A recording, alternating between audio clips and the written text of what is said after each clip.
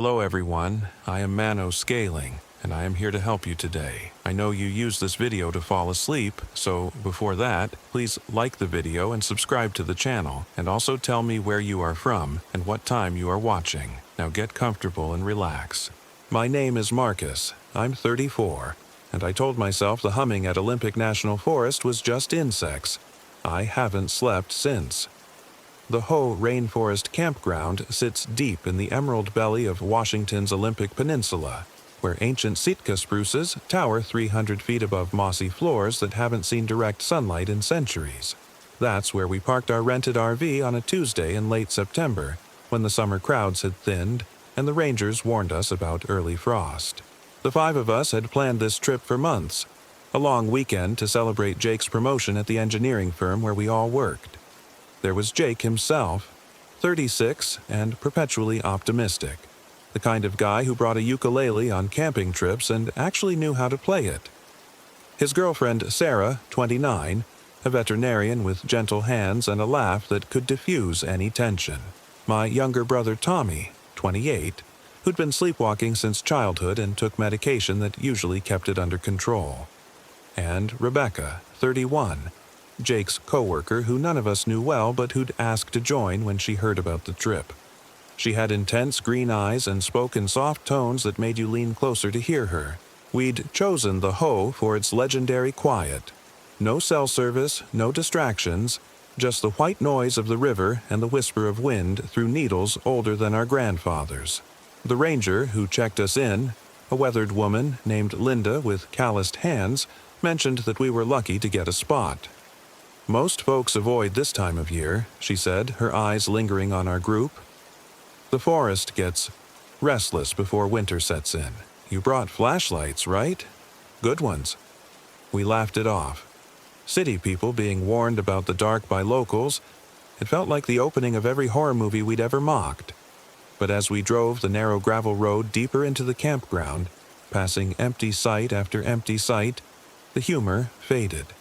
Our headlights carved tunnels through air so thick with mist it felt solid.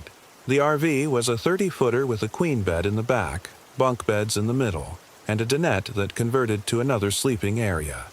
Jake and Sarah claimed the master bedroom, Rebecca took the top bunk, and Tommy and I flipped a coin for the bottom bunk versus the dinette. I lost and spent 20 minutes figuring out how to transform the dining table into something resembling a bed. By the time we got settled, unpacked, and started dinner, full darkness had fallen like a dropped curtain. The generator hummed, casting our little bubble of light against walls of black so complete they seemed to absorb our voices. We grilled burgers on the RV's side-mounted propane grill, the flames dancing in the still air. That's when I first heard it. A low humming that seemed to come from everywhere and nowhere. Not mechanical like the generator, but organic, rhythmic, almost musical. You guys hear that? I asked, pausing with my beer halfway to my lips. Everyone stopped talking. Jake tilted his head like a confused dog. Sarah set down her burger. "What humming?" Tommy asked. I listened again. The sound was definitely there, rising and falling like breathing, but when I tried to pinpoint its direction, it seemed to shift. That, like a droning sound. Almost like chanting. Rebecca's fork clinked against her plate. Probably just insects. The humidity here creates perfect conditions for cicadas, even this late in the season. She would know. Rebecca worked in environmental consulting before switching to engineering. But something about her explanation felt too quick, too certain. Cicadas don't usually hum in harmony, Sarah said quietly. As a vet, she'd spent plenty of time around animal sounds. We all listened again. The humming continued, a deep thrumming that seemed to vibrate through the ground itself. Then, as suddenly as I'd noticed it, it stopped. "Well, that was creepy," Jake said with forced cheer, strumming a chord on his ukulele. "Anyone want s'mores?" But the mood had shifted.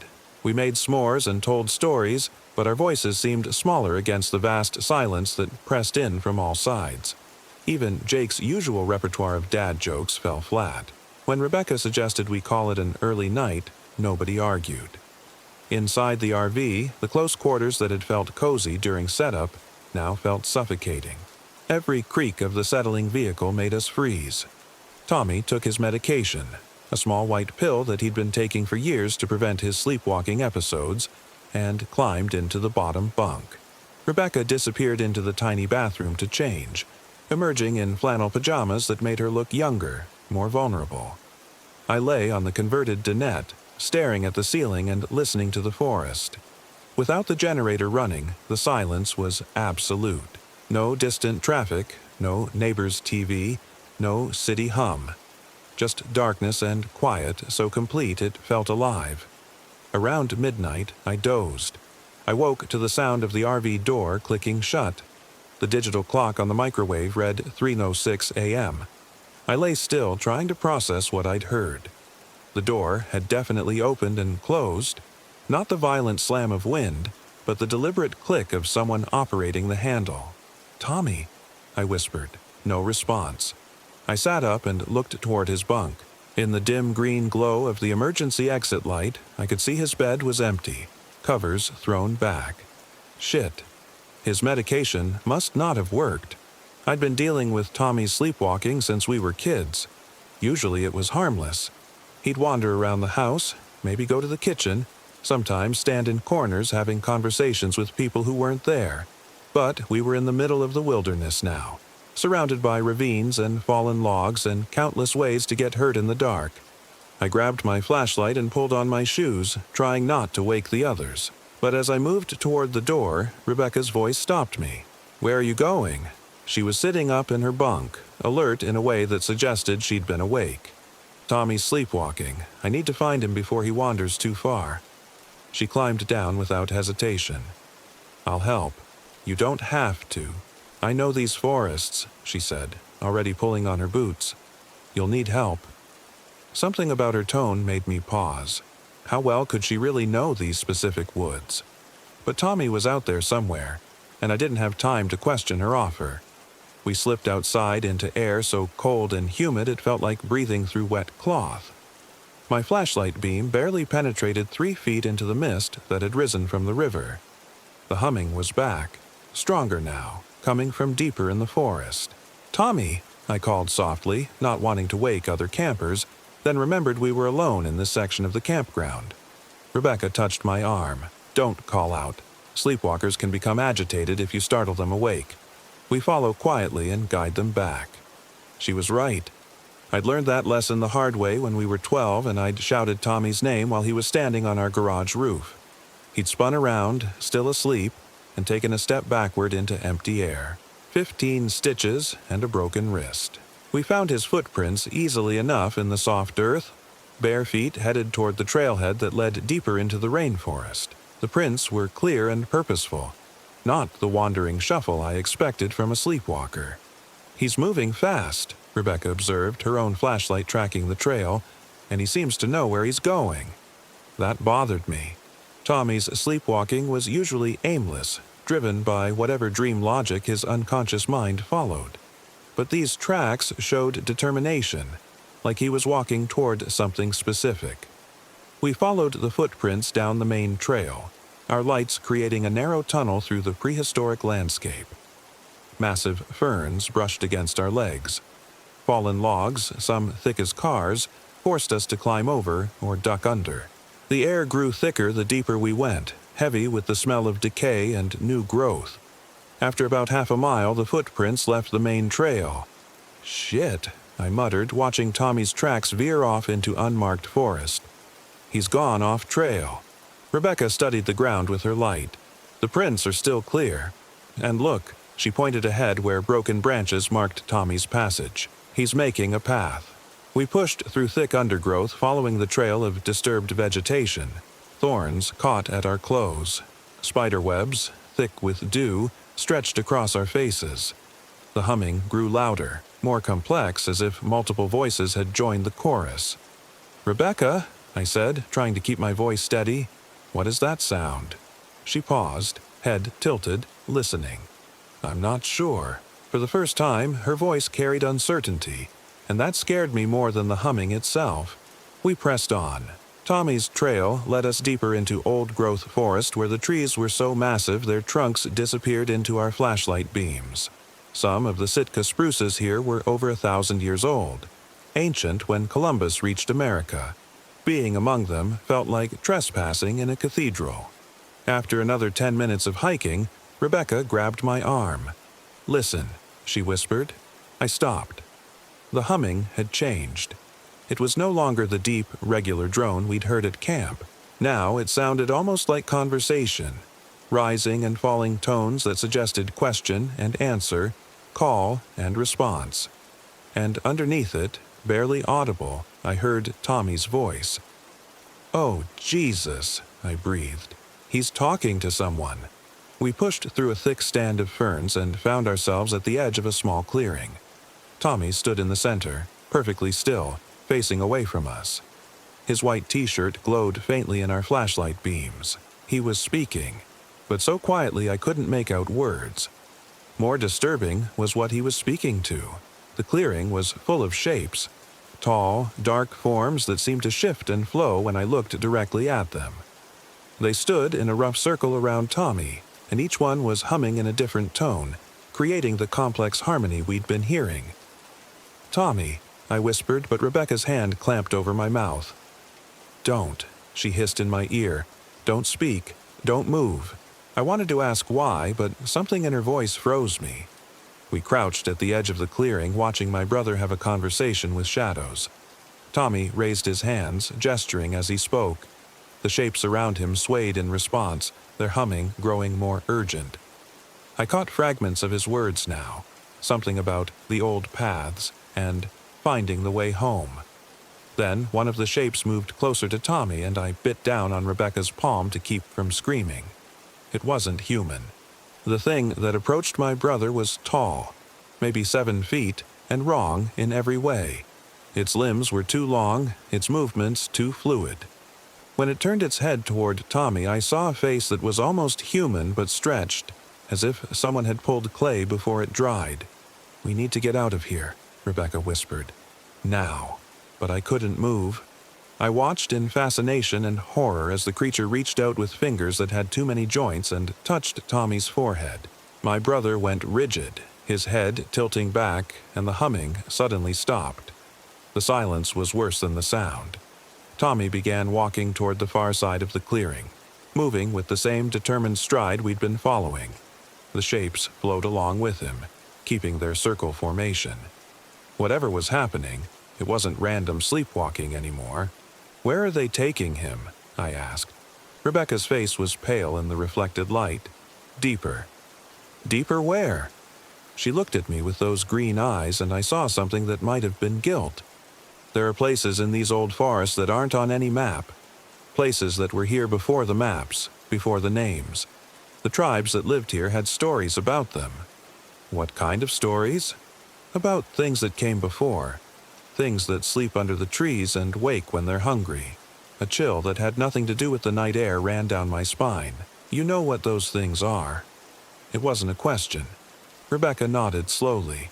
"Then why didn't you warn us? Why didn't you tell us not to come here?" "Because," she said, and her voice was barely audible, "I needed you to come." Before I could process what she meant, she was moving, pushing through the ferns into the clearing. "Tommy," she called. "Tommy, wait!" The shapes spun toward her voice and the humming started again, angry now, discordant. Tommy stopped, but didn't turn around. The tallest of the creatures, the one that had touched him, moved toward Rebecca with liquid grace. I stumbled into the clearing after her, my flashlight beam swinging wildly. "Rebecca, what are you doing?" She was walking toward the creature, her hands raised but not in surrender. She was speaking, but not in English. The words were guttural, rhythmic, like the humming but shaped into language. The creature stopped, its head tilted, listening. Tommy finally turned around and I saw his face clearly for the first time since we'd found him. His eyes were open but not seeing. Dark veins pulsed under his skin, spreading from where the creature had touched his forehead. When he smiled, his teeth looked too sharp. "Marcus," he said in a voice that was his but wasn't. "You came. Good. They've been waiting for you too." "Tommy, it's me. We need to go back to the RV." He laughed, and the sound made my skin crawl.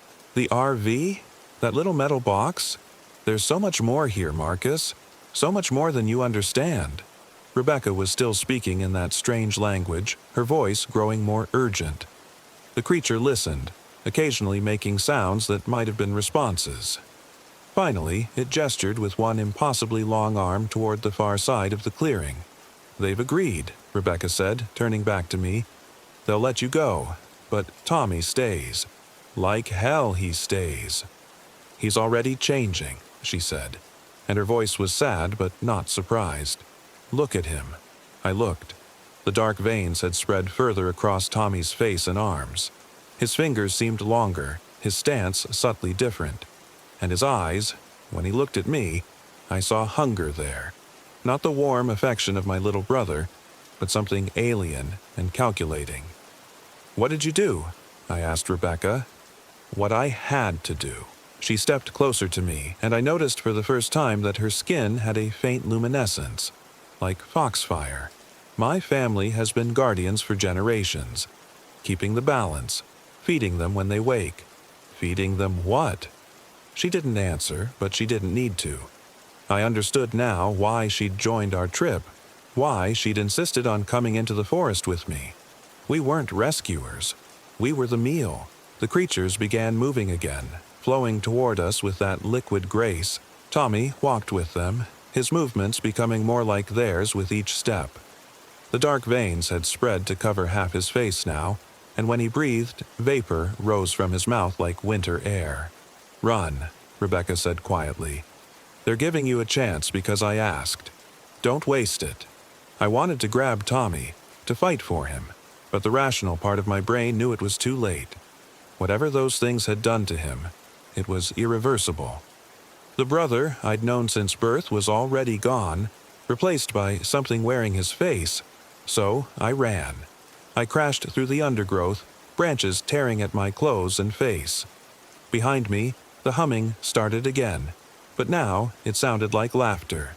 I followed our broken trail back toward the main path, my flashlight beam jerking wildly as I stumbled over roots and fallen logs. The forest seemed different now, malevolent where it had been merely unwelcoming before. Trees leaned inward, their branches reaching like grasping fingers. The mist thickened until I was running blind, following the narrow tunnel of my flashlight through air that felt solid.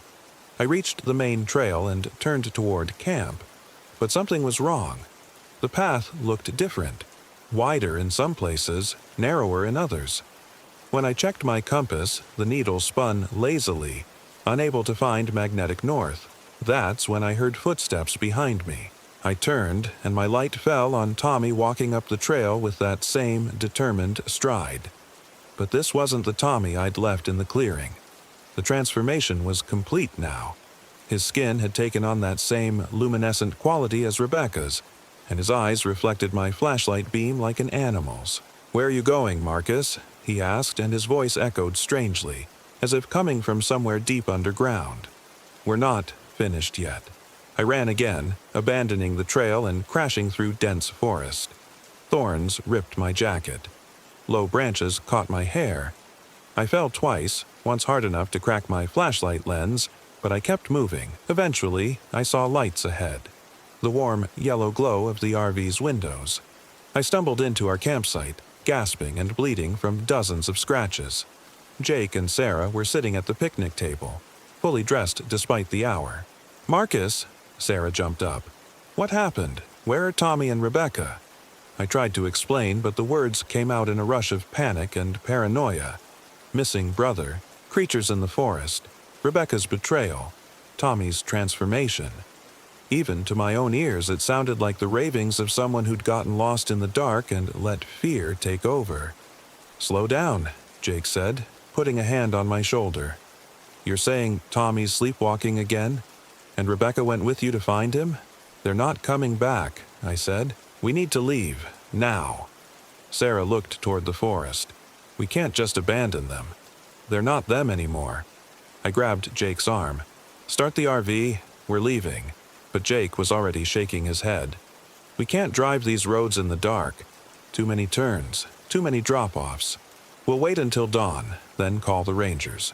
You don't understand. A soft knocking interrupted me. 3 gentle raps on the RV's door. We all froze. Sarah whispered. Tommy? The knocking came again, patient and rhythmic. Knock, knock, knock. Jake moved toward the door, but I grabbed his arm. Don't. It's probably them, he said. They found their way back. No, I said, remembering Tommy's luminescent eyes, the hunger in his transformed face. It's not. But Jake shook me off and reached for the door handle. Before he could turn it, Sarah screamed. A face was pressed against the window beside the door, pale, luminescent, with 2 sharp teeth visible in a too wide smile. It was Tommy, but not Tommy. The thing wearing my brother's face tapped on the glass with fingers that had grown into claws.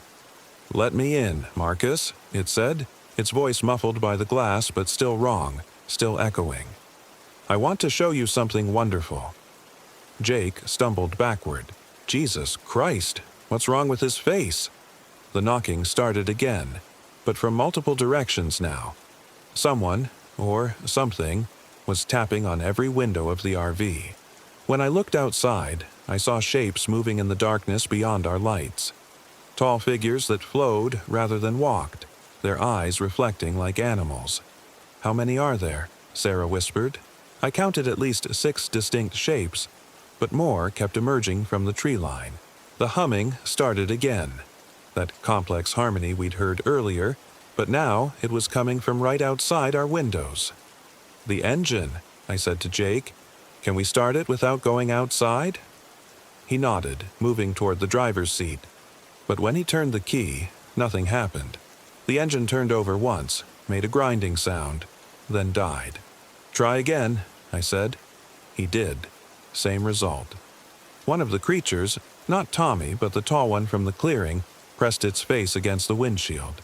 Its features were wrong in every way, as if someone had tried to sculpt a human face from memory and gotten the proportions slightly off. It tapped on the glass with one impossibly long finger. They can't get in, Sarah said, her voice shaking. Can they? As if in response, the door handle began to turn. I lunged forward and threw the deadbolt just as the handle reached its full rotation. The door pressed inward against the lock, testing it. Outside, something laughed, a sound like wind through dry leaves. The windows, Jake said. Are they locked? We moved through the RV, checking every latch. Most were secure, but the small bathroom window in the back was slightly ajar. As I reached to close it, pale fingers slipped through the gap. I slammed the window shut on them.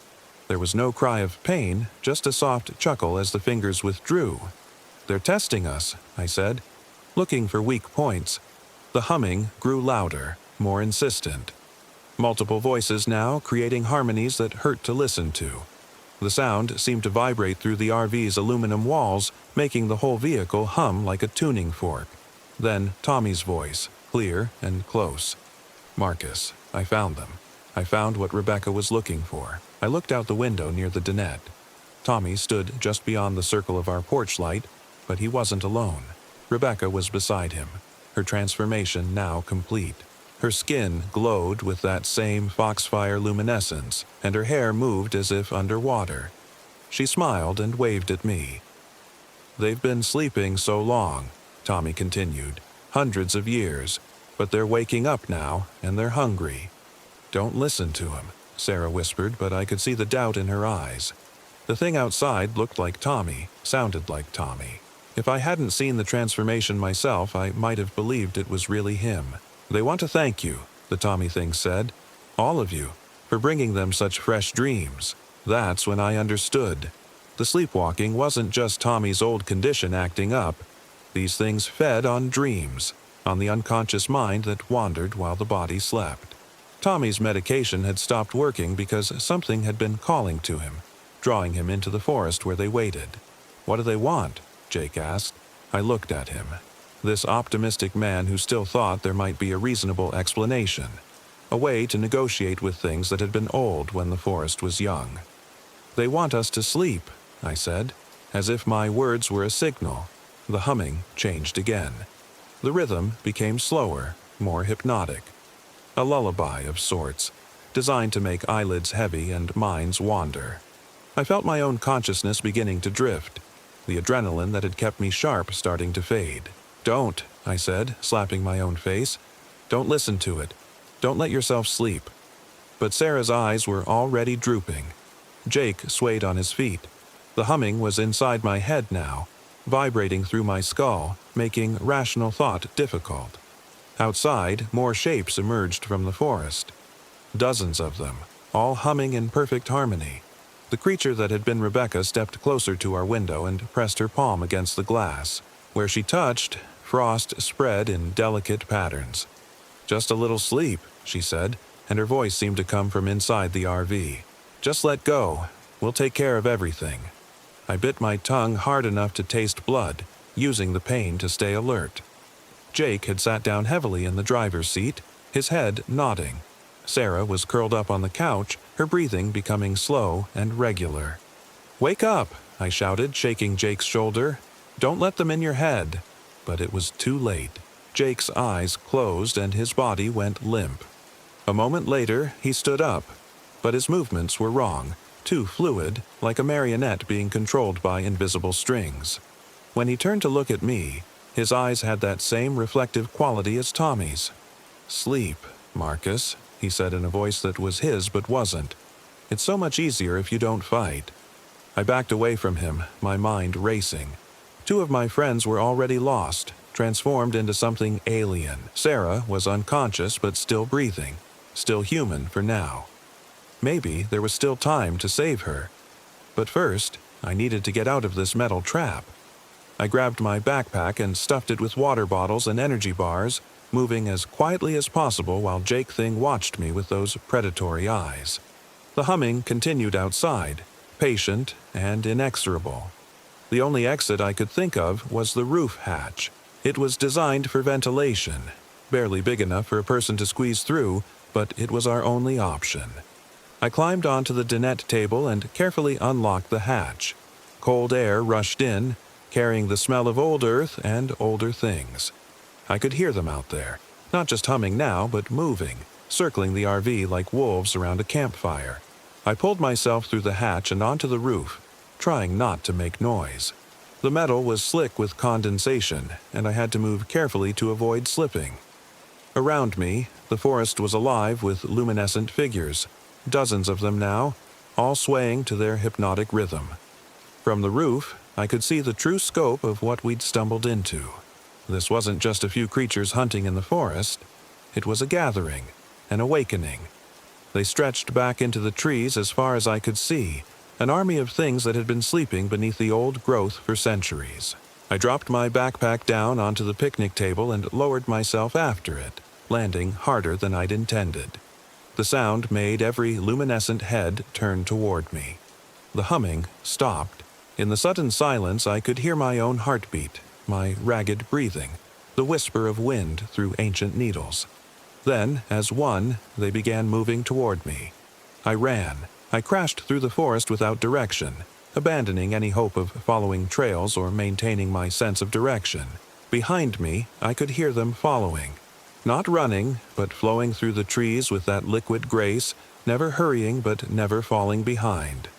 I ran until my lungs burned and my legs trembled, until the stitch in my side felt like a knife blade.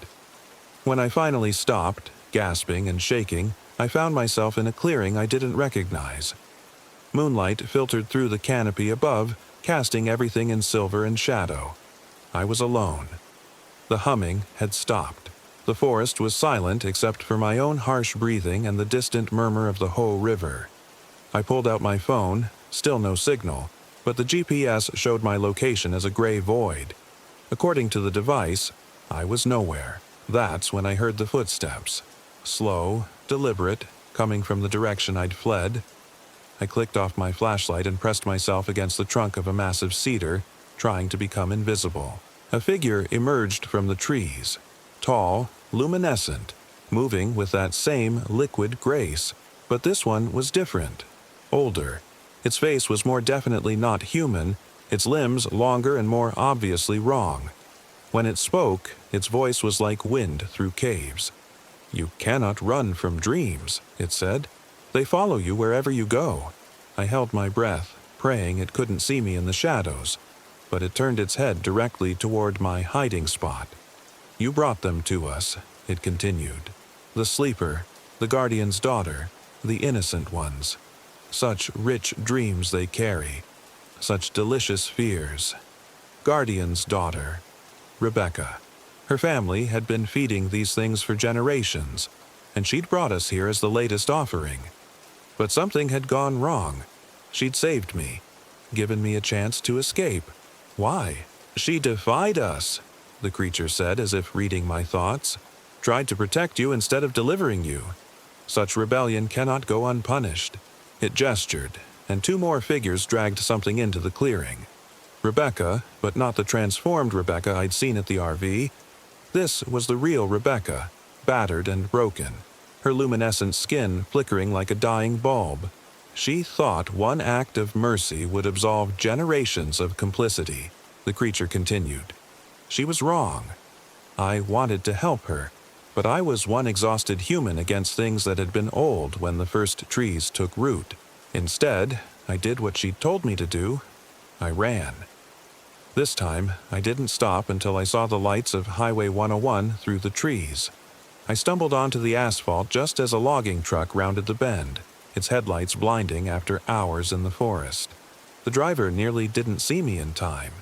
His name was Carl, and he didn't ask too many questions when I begged for a ride to the nearest town. Maybe I looked too wild, too broken for normal conversation. He dropped me at a 24-hour diner in Forks, where I used the payphone to call 911. The Rangers found our RV the next morning. Jake and Sarah were inside, unconscious but alive. The medics said they appeared to be in some kind of catatonic state, aware but unresponsive, their eyes tracking movement but showing no recognition. Tommy and Rebecca were never found. The official report blamed carbon monoxide poisoning from a faulty generator, causing hallucinations and erratic behavior. Tommy had apparently wandered off during a confused state and fallen into the river. Rebecca had gone looking for him and met the same fate. The Rangers expressed confidence that the bodies would eventually surface downstream. I tried to tell the truth, but who believes stories about ancient creatures feeding on dreams? The psychiatrist they assigned to my case was kind but firm. I'd experienced a traumatic episode brought on by gas poisoning and survivor guilt. The memories would fade with time and therapy. But they haven't faded. If anything, they've grown stronger. Jake and Sarah are in a long-term care facility now. Sometimes when I visit, I think I see recognition in their eyes, but their doctors say it's wishful thinking. They respond to basic stimuli, eat when fed, follow simple commands, but whatever made them themselves is gone. I moved to California after the investigation closed, got a job with a different engineering firm, started over. But sleep remains elusive. When I do manage to doze, I dream of luminescent figures humming in harmony. I dream of Tommy standing in a forest clearing, his face stretched and wrong, calling my name. And sometimes, in that space between waking and sleeping, I hear the humming again, soft and patient, coming from just outside my window. When I look, there's nothing there, just urban streetlights and normal city sounds. But I know they're still out there, in the old forests where maps end and names have no meaning. Waiting beneath trees older than civilization, fed by guardians whose families have kept the ancient contracts for generations. And I know that someday, when my guard is down and sleep finally claims me, I'll walk out into the darkness to join them. Because you can't run from dreams forever. They follow you wherever you go. Story 2. My name is David Henley. I'm 34. And when the sun touched the ridge at Mammoth Cave National Park in Kentucky, the shadows moved first. I should have known then that we were already being watched, already chosen, but I was too busy arguing with my girlfriend Sarah about the GPS coordinates to notice how the darkness seemed to pool and shift independent of any light source. The campsite should be right here, Sarah said, stabbing her finger at the crumpled map spread across the dashboard of our rented RV. Her auburn hair caught the last golden rays filtering through the windshield, and for a moment she looked like she had when we'd first met 3 years ago. Before the miscarriage, before the fighting, before this desperate attempt to save what was left of us. According to what? I squinted through the bug-spattered windshield at the narrow dirt road ahead.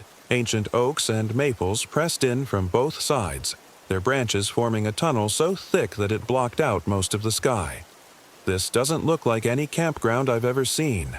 Our friend Marcus leaned forward from the passenger seat, his thick-rimmed glasses reflecting the dying light. The ranger, at the visitor center, said to follow Flint Ridge Road until we hit the turnoff for the backcountry sites. This has to be it. He'd been the one to suggest this trip, claiming that getting away from cell towers and civilization for a week would help Sarah and me work through our problems.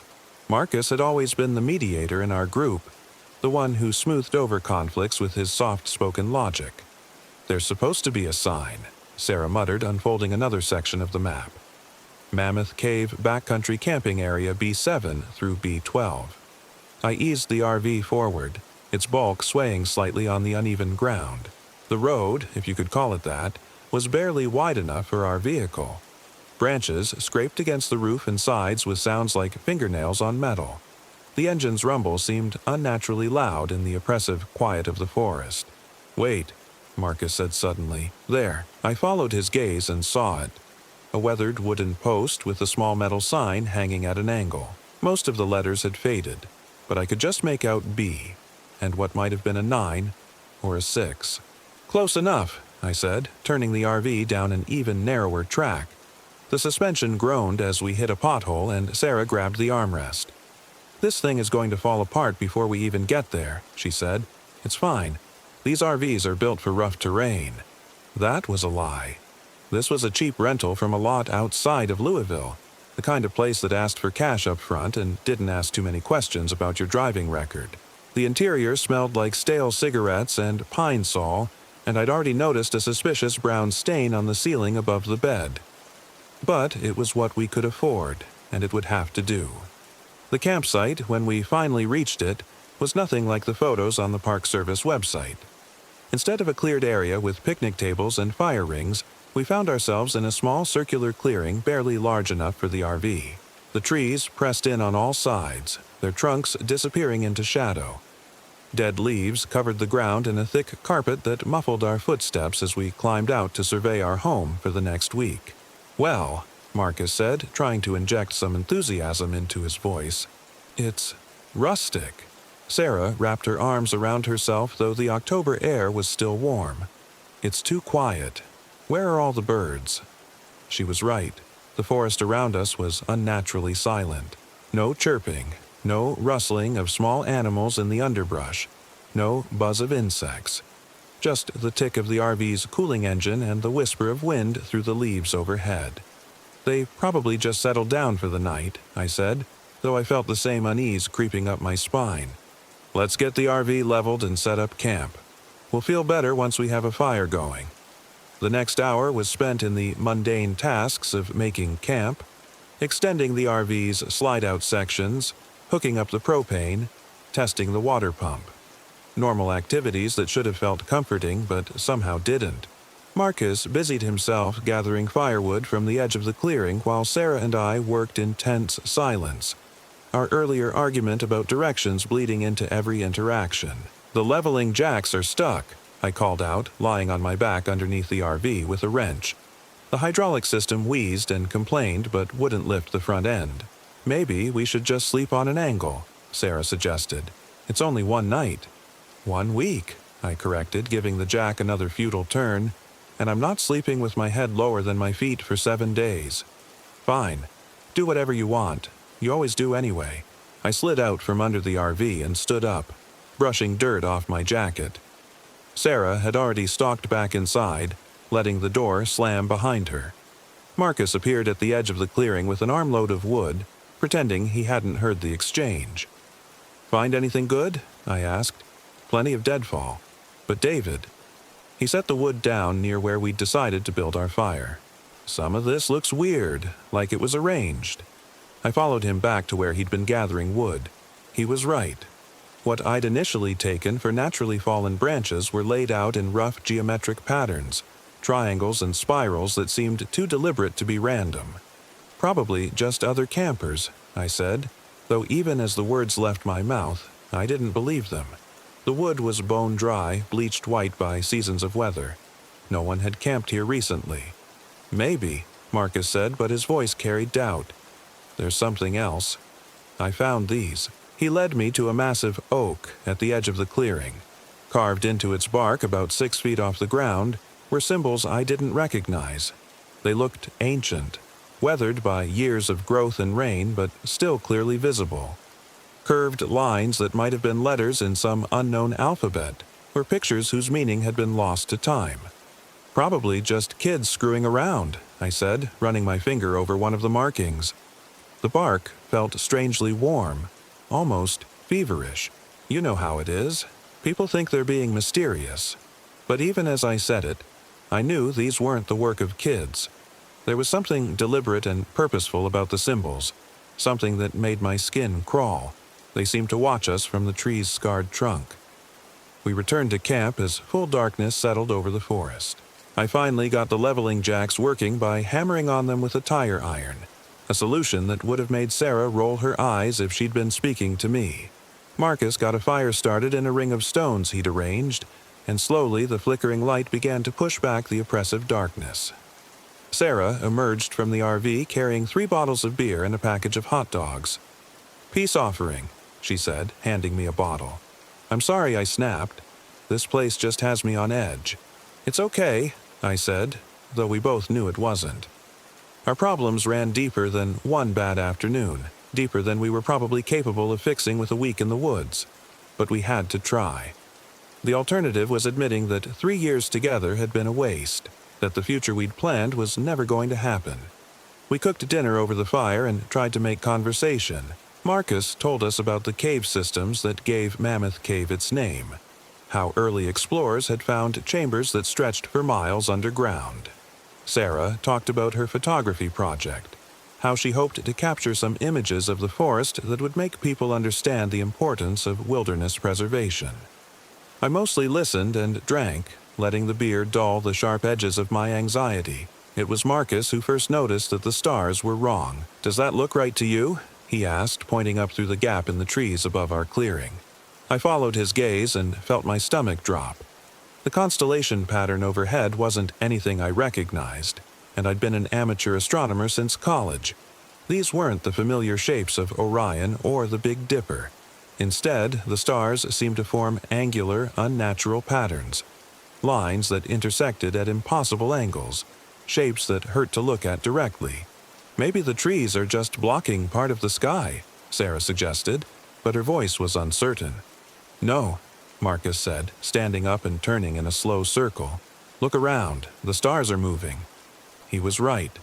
As I watched, the points of light above us shifted and rearranged themselves, sliding across the black dome of sky like they were floating on some invisible current. One particularly bright star, or what I assumed was a star, pulsed in a rhythm that seemed almost like Morse code. 3 short flashes, 3 long, 3 short again. SOS. "That's impossible," I said, but even as the words left my mouth, I was reaching for my phone to check the time. The screen showed 11:47 p.m., but that couldn't be right. We'd started dinner around 7, and we hadn't been sitting by the fire for more than an hour or 2. "What time do you have?" I asked the others. Sarah checked her phone and frowned. "It says midnight. That can't be right." Marcus looked at his watch, an old analog model his grandfather had given him. "Mine says 2:30. This is nuts." The fire crackled between us, casting dancing shadows on our faces. In the firelight, my friends looked different somehow, their features sharper, their eyes reflecting the flames in ways that didn't seem quite human. I blinked hard and looked again, but the effect persisted. "I think we should go inside," Sarah said, her voice tight with fear. "Something's not right here." As if in response to her words, we heard it. A sound like crying, distant and mournful, coming from somewhere deep in the forest. It started as a barely audible whimper, then grew louder and more desperate. The sound of a child in distress, lost and terrified. "Jesus Christ," Marcus whispered. "Is that a kid?" The crying continued, echoing off the trees in a way that made it impossible to determine which direction it was coming from. It seemed to surround us, bouncing back and forth through the forest like a ricocheting bullet. "We have to help," Sarah said, starting to stand. I grabbed her arm. "No, we don't go into those woods. Not at night." "But what if there's really a child out there? What if they're hurt?" The crying stopped abruptly, cut off mid-sob as if someone had thrown a switch. The silence that followed was even more unnerving than the sound had been.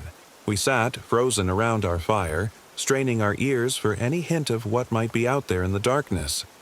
Then the crying started again, but this time it was closer, much closer. It seemed to be coming from just beyond the edge of our clearing, hidden among the trees. And there was something wrong with it now. Something that made my skin crawl. The pitch was off, too high and too low at the same time, like multiple voices crying in harmony. "That's not a child," Marcus said quietly. The sound moved around us in a slow circle, staying just outside the reach of our firelight. Sometimes it would stop for long minutes, leaving us in tense silence, then resume from a completely different direction. It was toying with us, I realized. Whatever was making that sound was enjoying our fear. "The RV," I said, standing up slowly. "We need to get inside the RV." We gathered our things quickly but quietly, trying not to make any sudden movements that might provoke whatever was out there. The crying had stopped again, but I could feel something watching us from the trees. Multiple somethings, maybe. Eyes that reflected no light but somehow registered as pairs of bright spots in my peripheral vision. We made it to the RV without incident, but as soon as I closed and locked the door behind us, the crying resumed. This time from directly overhead. Something was on the roof, moving back and forth with heavy footsteps that made the whole vehicle rock slightly. "Turn on all the lights," Sarah whispered. I flipped every switch I could find, flooding the RV's interior with harsh fluorescent light. Outside, the footsteps stopped. Then, slowly, something began to scrape across the roof.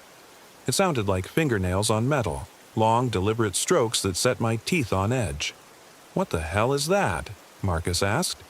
Before anyone could answer, the scraping stopped. A moment later, we heard a soft tapping on the windows. Not random tapping, but a deliberate pattern. 3 short taps, 3 long, 3 short. The same SOS pattern we'd seen in the stars. Sarah grabbed my arm, her fingernails digging into my skin. "It's trying to communicate." "Don't respond," I said. "Don't do anything." But Marcus was already moving toward one of the windows, drawn by curiosity despite the obvious danger. Maybe it's hurt. Maybe it needs help. "Marcus, no." He pulled back the curtain and peered out into the darkness. What he saw made him stagger backward, his face drained of all color. "Oh, God," he whispered. "Oh, God, oh, God, oh, God." "What? What did you see?" He couldn't speak, could only point at the window with a trembling hand. I moved to look for myself, but Sarah grabbed my other arm. "Don't," she said. "Please don't look." But I had to know. I had to see what had frightened Marcus so badly. I pulled back the curtain and looked out. At first, I saw nothing but darkness and the dim outline of trees. Then my eyes adjusted, and I saw them. Faces pressed against the glass. Not human faces, but something that was trying very hard to look human. The features were wrong.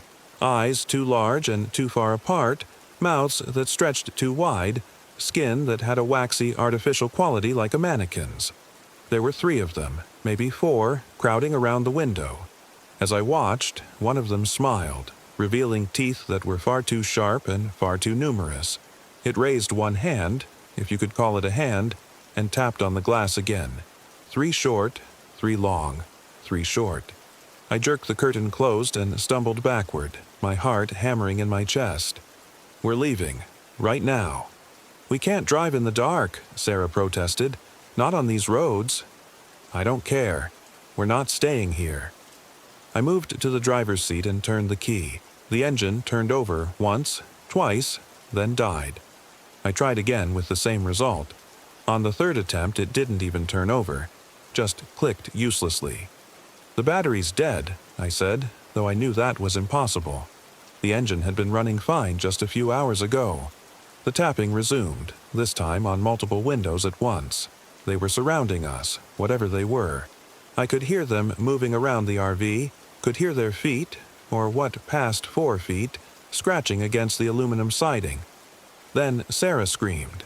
I spun around to see her pointing at the rear window of the RV. There, pressed against the glass, was the face of a child.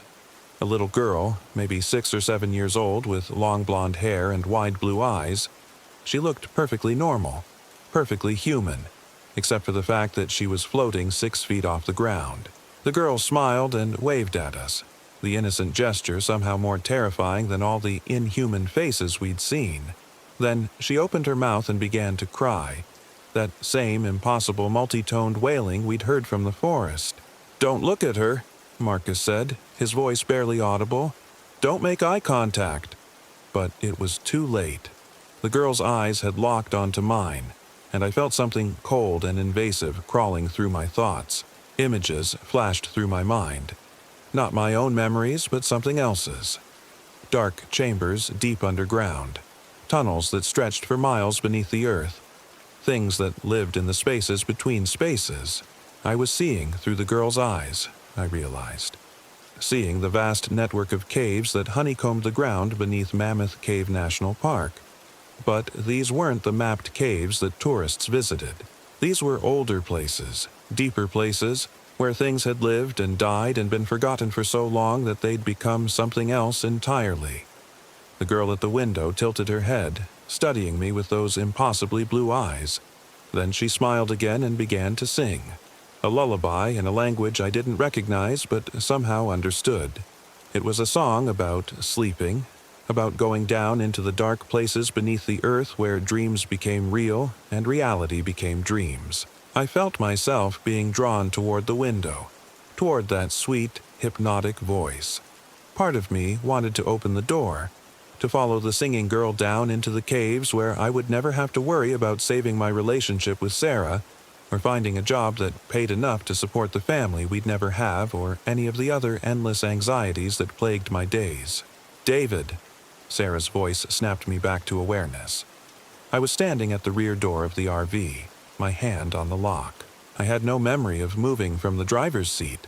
"She's not real," Sarah said, tears streaming down her face. "Whatever that thing is, it's not a real little girl." The singing stopped abruptly. The girl's face twisted into something ugly and predatory, her eyes becoming black pits in her skull. She opened her mouth impossibly wide, revealing rows of needle-sharp teeth, and let out a shriek that seemed to come from everywhere at once. All the windows of the RV exploded inward simultaneously, showering us with glass. The creatures that had been waiting outside poured through the openings like a living tide of darkness. They moved wrong, their limbs bending at angles that shouldn't have been possible, their fingers too long and too sharp. Marcus screamed as one of them grabbed him, its claws sinking deep into his shoulders. Sarah was backing toward the front of the RV, a piece of broken glass held out in front of her like a weapon. The floating girl drifted through the shattered rear window, her feet never touching the ground. I grabbed the tire iron I'd used earlier to fix the leveling jacks and swung it at the nearest creature. The metal passed right through it like it was made of smoke, but the thing recoiled anyway, hissing at me through a mouth full of broken teeth. "The fire!" Sarah shouted. "They don't like the light." She was right. The creatures seemed to shy away from the brighter areas of the RV, clustering in the shadows near the broken windows. I lunged for the light switches, flipping on every lamp and overhead fixture I could reach. The creatures writhed and hissed, but they didn't retreat. Marcus wasn't screaming anymore. The thing that had grabbed him was doing something to his neck, and dark blood was spreading down the front of his shirt. His eyes were wide and staring, but there was no consciousness behind them anymore. "Marcus!" I swung the tire iron again, this time connecting with something solid. The creature holding my friend let out a sound like breaking glass and released him. Marcus collapsed to the floor, his body twitching spasmodically. The floating girl drifted closer, her ruined face split by that impossible grin. Come with us, she said in a voice like rustling leaves. Come down below where it's safe, where you'll never have to hurt again. Go to hell, I snarled, raising the tire iron. She laughed, a sound like wind chimes made of bone. We've been there. It wasn't nearly as interesting as this place. Sarah was pressed against the far wall of the RV, still clutching her makeshift weapon. Between us and her, Marcus was changing. His skin was turning gray and waxy, and his limbs were elongating in ways that made my stomach turn. Whatever these things were, they could transform their victims into more of themselves. The girl's attention turned to Sarah, and I saw the same hypnotic effect beginning to take hold. Sarah's eyes glazed over, and she began to lower her piece of glass. No. I threw myself between them, breaking the line of sight. The girl hissed at me, her beautiful face becoming something from a nightmare. I had to get Sarah out of here. The RV was compromised, overrun with creatures that seemed to exist somewhere between reality and nightmare. But outside was no better. The entire forest was their domain. Then I remembered something Marcus had said earlier about the cave systems beneath the park. These things came from underground, from the deep places where sunlight never reached. They were creatures of darkness and depth, which meant, "The fire!" I shouted to Sarah. "The campfire outside, it's still burning." She blinked, coming out of her trance. "What?" "Fire, light. It's the only thing that seems to affect them." I grabbed her hand and pulled her toward the shattered front windshield. The creatures tried to block our path, but I swung the tire iron in wide arcs, keeping them at bay. They couldn't seem to touch the metal directly, as if it burned them. We climbed through the broken windshield and dropped to the ground outside. The campfire was indeed still burning, its flames casting a circle of warm light in the clearing. The creatures followed us through the windows, but stopped at the edge of the firelight, forming a ring of hungry eyes and grasping claws. Sarah and I huddled near the fire, adding wood to keep the flames high. The creatures circled us like wolves, just outside the reach of the light. Occasionally, one would test the boundary, reaching a claw or tentacle toward us, only to recoil as if burned. "This won't last forever," Sarah whispered. "We'll run out of wood." She was right. We had enough fuel for maybe a few more hours, and then a new sound reached us from inside the RV. Footsteps, slow and deliberate. Something emerged from the shattered windshield and my blood turned to ice. It was Marcus. Or what had been Marcus. His body was elongated and twisted, his limbs too long and too thin. His face was still recognizable, but wrong. His eyes were black pits, and his mouth stretched too wide across his skull. He moved with the same unnatural gait as the other creatures. "Hello, David," he said in a voice like grinding stone. "Hello, Sarah. It's so good to see you." "Marcus," Sarah sobbed. "Oh God, Marcus." "Don't," I warned her. "That's not Marcus anymore." The thing that had been our friend smiled, revealing teeth like broken glass. "Of course I'm Marcus. I'm just better now. Enhanced. Free from all the pain and worry and fear that used to plague me." It gestured to the creatures surrounding us. "We all are. And we can make you better too." "What do you want?" I asked, though I was afraid I already knew the answer. "You've seen what's down there," it said, pointing toward the ground. "The vast chambers beneath the earth, the endless tunnels and caverns. We've been alone down there for so long, David. So very long. We need company. We need friends." The floating girl drifted closer to the edge of the firelight. "It doesn't hurt," she said in her sweet, innocent voice.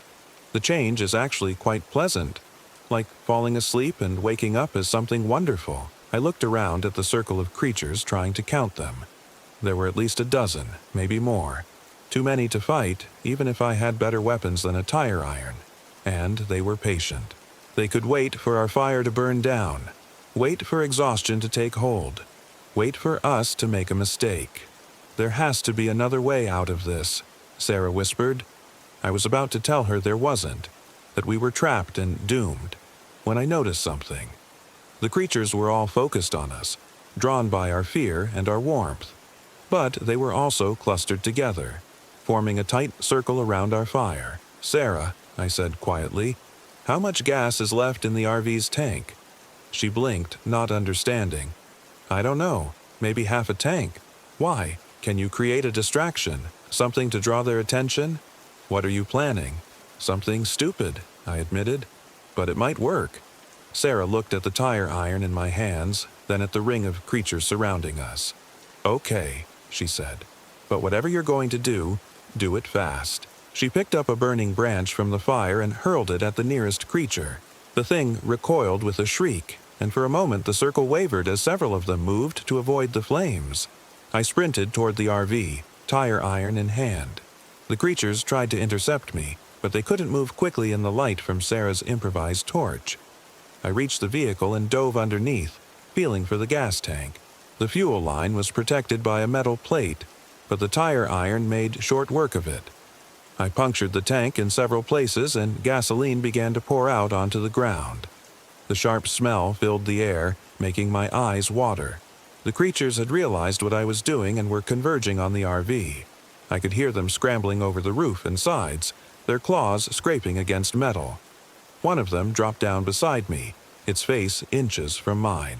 This close, I could see that its flesh was translucent, revealing things moving underneath that might have been organs or might have been something else entirely.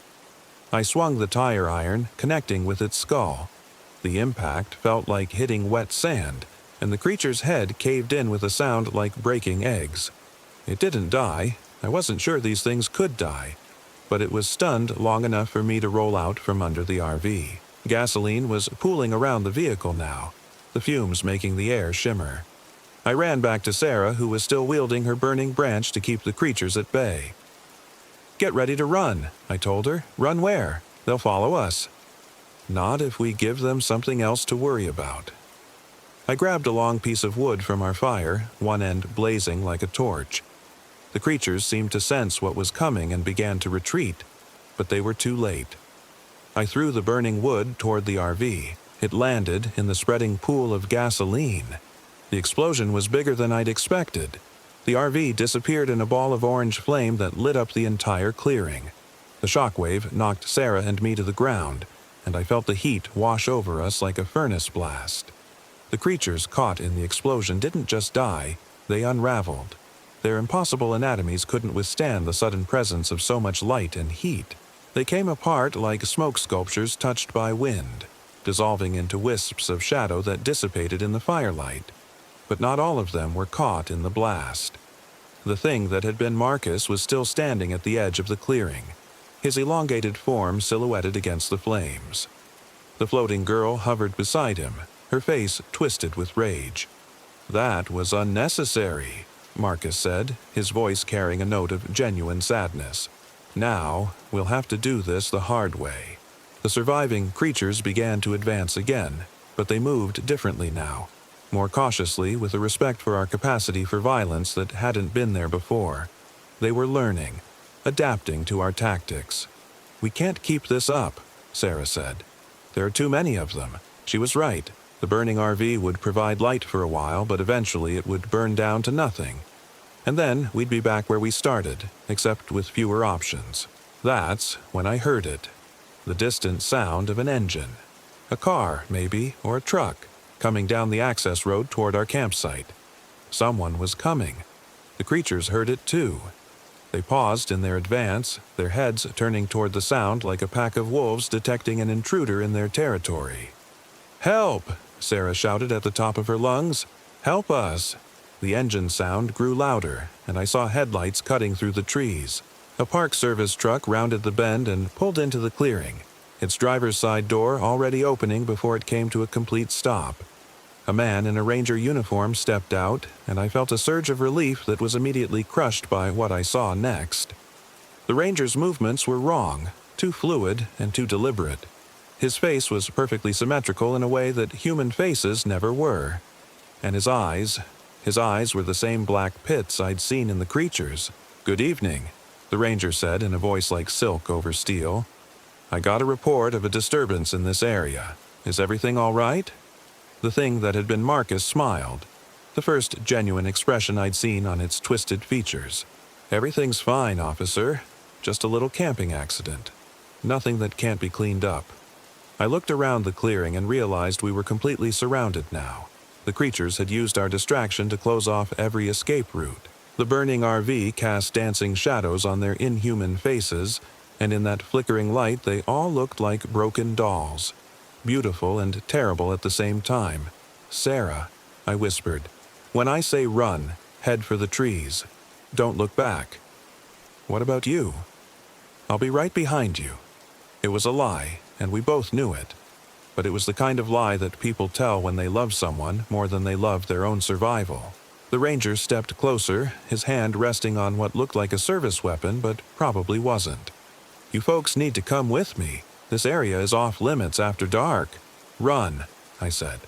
Sarah hesitated for just a moment, and in that moment I saw everything we'd been to each other, everything we'd planned to become.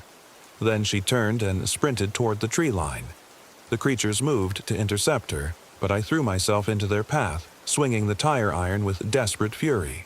I connected with one, then another, buying Sarah precious seconds to reach the relative safety of the forest.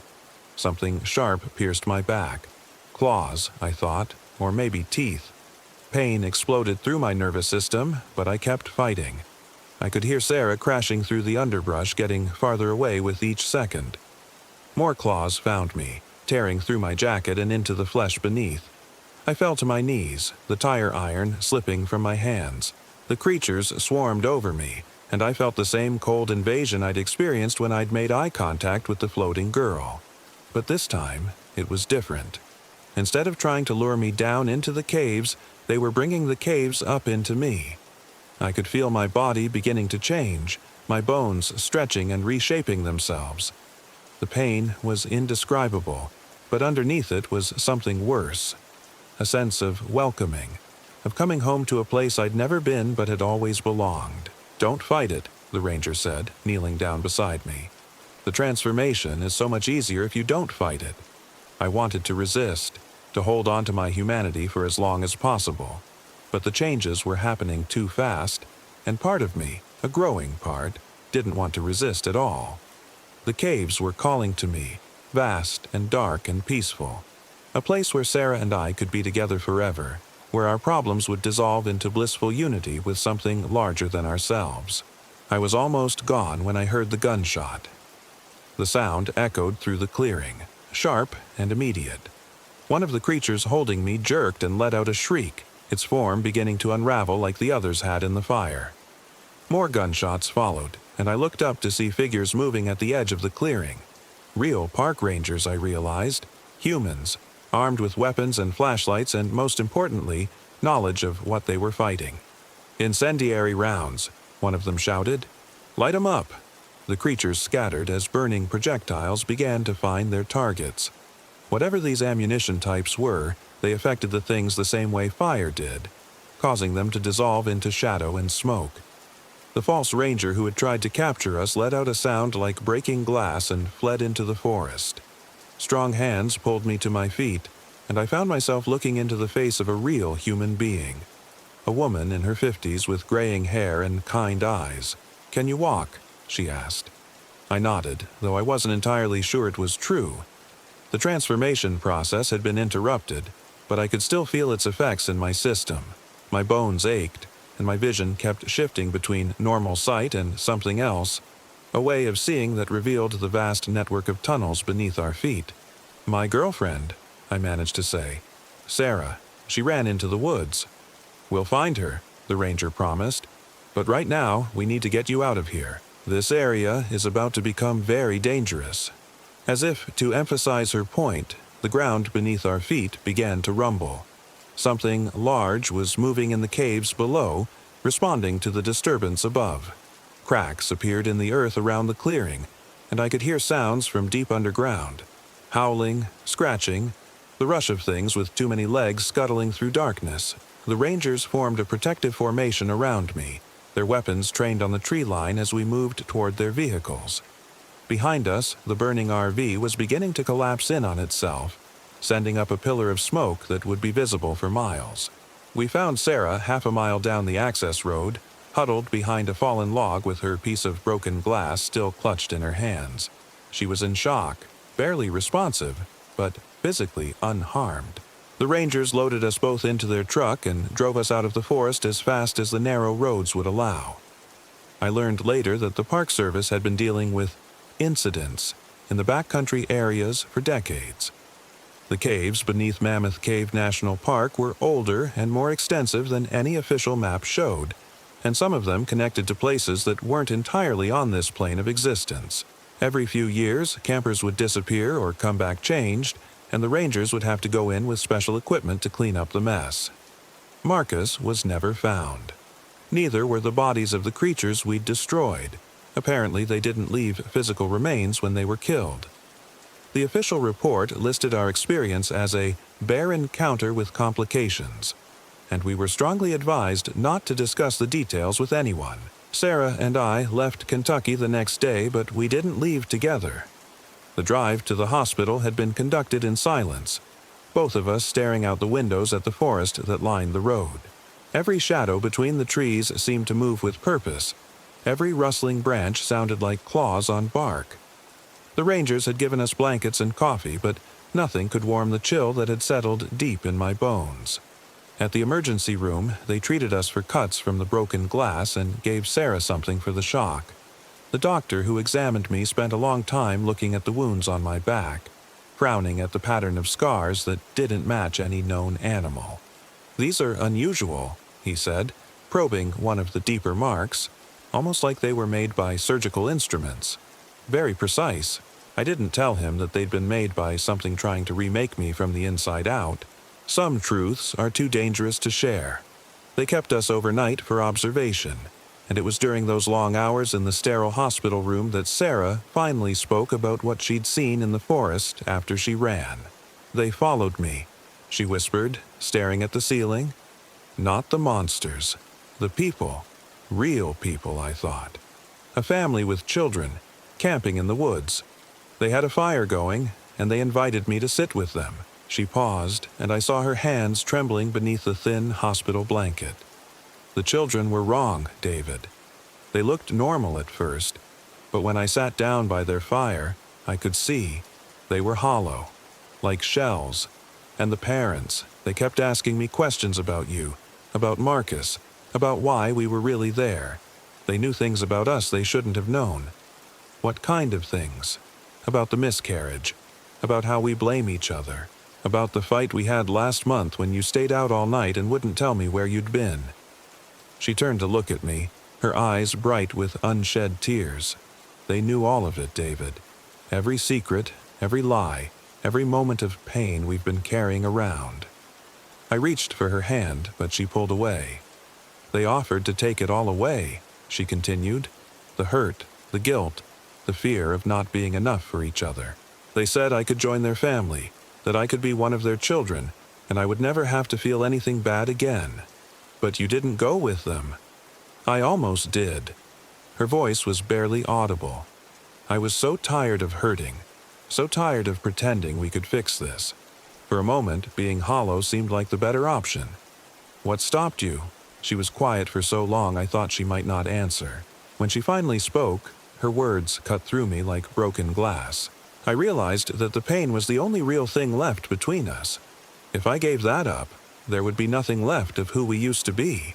The next morning, Sarah's sister came to pick her up.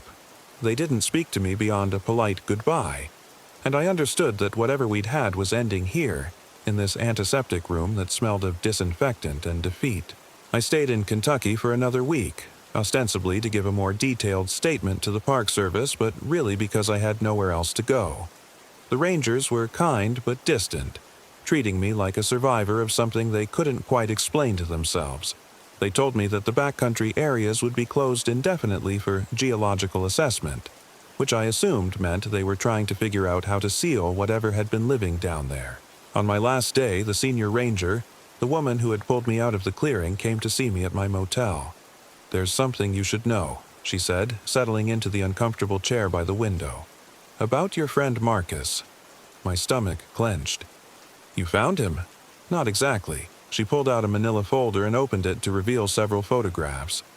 These were taken by trail cameras in the area over the past 6 months. The photos showed various outdoor scenes, empty trails, wildlife, normal forest imagery. But in the background of several, barely visible among the trees, was a familiar figure. Tall, too thin, with features that might have belonged to Marcus if you didn't look too closely. "He's still down there," I said. It wasn't a question. In a manner of speaking, the things that live in those caves, they don't just kill or transform their victims. They preserve them, use them. Your friend is part of their community now, but some echo of who he was remains. She showed me the final photograph, taken just 3 days earlier. The figure was closer to the camera this time, close enough to make out the face clearly. It was definitely Marcus, but wrong in all the subtle ways I'd seen in the clearing. His smile was too wide, his eyes too bright, and he was holding something in his hands. A sign, hand-lettered, the kind of thing you might see at a roadside fruit stand or advertising a garage sale. It read, "David, come back. We miss you." "He's been leaving these all over the park," the ranger said quietly. "Different locations, different messages, but all addressed to you. The things down there, they remember everyone who escapes, and they never stop trying to call them home." I left Kentucky that afternoon, driving my rental car west without any particular destination in mind. I just needed to put distance between myself and those caves, between myself and whatever Marcus had become. But distance doesn't matter when you're carrying the infection inside you. It started small, moments of disorientation where I'd lose track of time, finding myself parked on the side of a highway with no memory of stopping. Dreams that felt more real than waking life. Visions of vast chambers filled with pale figures who sang lullabies in languages that predated human speech. The physical changes were subtle at first. My bones ached constantly, especially at night. My vision would shift unexpectedly, revealing layers of reality that shouldn't exist. Underground rivers, cave systems, networks of tunnels that ran beneath every city and town I passed through. I tried to find help. Doctors ran tests that came back normal. Psychiatrists prescribed medications that did nothing. Sleep specialists couldn't explain why I spent most of my nights wide awake, staring at walls and listening for sounds that came from below rather than above. 3 months after leaving Kentucky, I was working a construction job in Nevada when I had my first real episode. We were digging foundations for a new housing development, and when the excavator hit bedrock, I heard it. The sound of something vast stirring in the depths below. I dropped my tools and ran, not stopping until I was miles away from the construction site. When I finally came to my senses, I was standing in the middle of the desert, the sun beating down on my head, with no clear memory of how I'd gotten there. That's when I knew the transformation wasn't over. It had just been waiting. Now, 6 months later, I understand what's happening to me. The creatures in the caves, they don't just change their victims physically. They create a connection, a psychic link that spans any distance. I'm becoming their scout, their advance agent in the surface world. I can feel them down there, moving through tunnels that connect every cave system in North America.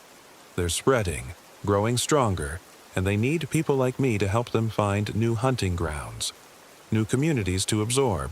Sometimes I fight it. I'll drive myself to exhaustion, take pills to stay awake, do anything to avoid the dreams where they call to me. But the resistance gets weaker each time, and I can feel my human consciousness being slowly subsumed by something older and hungrier. Sarah sends me emails occasionally, brief messages checking to see if I'm okay. I don't respond anymore. What would I tell her? That I can see the cave systems running beneath her apartment building in Portland? That I know exactly which entrance would give the creatures easiest access to her neighborhood? That sometimes, in my weakest moments, I think about leading them there myself? The worst part isn't the physical changes or the loss of time or even the growing hunger for things I don't want to name. The worst part is that I'm starting to understand why Marcus looks so peaceful in those trail camera photos. The caves aren't just a place of horror. They're a place of belonging, of perfect unity with something larger than individual consciousness. They're calling to me right now, even as I write this. I can feel the pull, stronger than it's ever been. There's a cave entrance 40 miles south of here, hidden in a canyon that doesn't appear on any map. I know exactly how to find it, exactly how to navigate the tunnels that will take me home. I'm going to try to resist for a little while longer. Maybe I'll drive east instead of south, put more distance between myself and their call. Maybe I'll find some way to break the connection, to cut the psychic umbilical cord that's been feeding on my humanity since that night in Kentucky. But I know how this ends. I've seen it in the dreams they send me, felt it in the way my bones ache for the comfort of stone and darkness. Sooner or later, I'll stop fighting. I'll follow the song that calls to me from below, and I'll find my way back to the vast chambers where Marcus is waiting with his too-wide smile and his signs that spell out messages in my name. The only question is whether I'll go alone, or whether I'll bring company. I think about Sarah sometimes, about the pain she carries and how easy it would be to take it away. I think about her sister, her co-workers, the barista at the coffee shop she frequents. So many people in pain. So many who would benefit from the peace that comes with transformation. The caves are patient. They've been waiting for thousands of years, and they can wait a little longer, but not much longer. I can feel them stirring now, responding to my thoughts. Something is moving.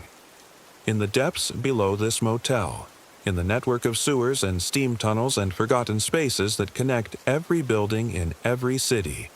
They know where I am. They've always known, and they're coming to bring me home. The last thing I need to do is leave this account somewhere it will be found.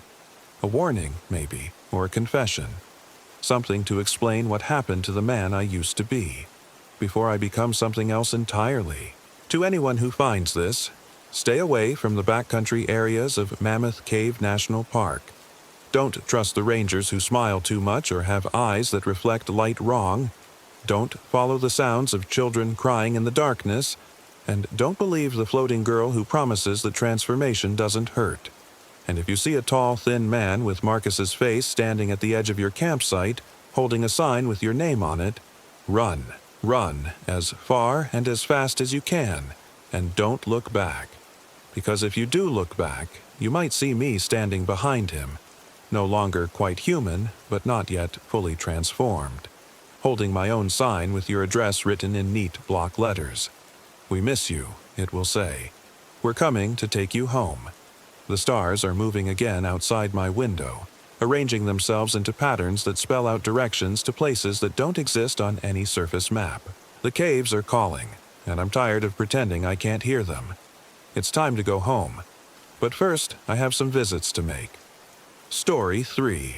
My name is Marcus, I'm 34, and I never forget a face.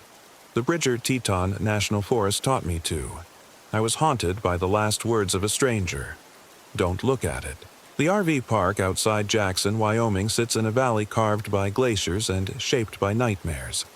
I'd driven 12 hours from Denver with my girlfriend Sarah and her cousin Jake, fleeing the suffocating routine of office cubicles and city noise. The Winnebago we'd rented felt like freedom on wheels, 40 feet of steel and fiberglass promising adventure in the wilderness. Sarah had found this particular campground online, a place called Whispering Pines that offered authentic backcountry experience with modern amenities. What the website didn't mention was how the trees pressed close to the road like curious children, or how the silence between their branches felt expectant, hungry. We pulled into our designated spot as the sun balanced on the ridgeline, painting the aspens gold and the pines black. Site 17. The number was burned into a wooden post that leaned at an angle, as if the earth beneath it had shifted.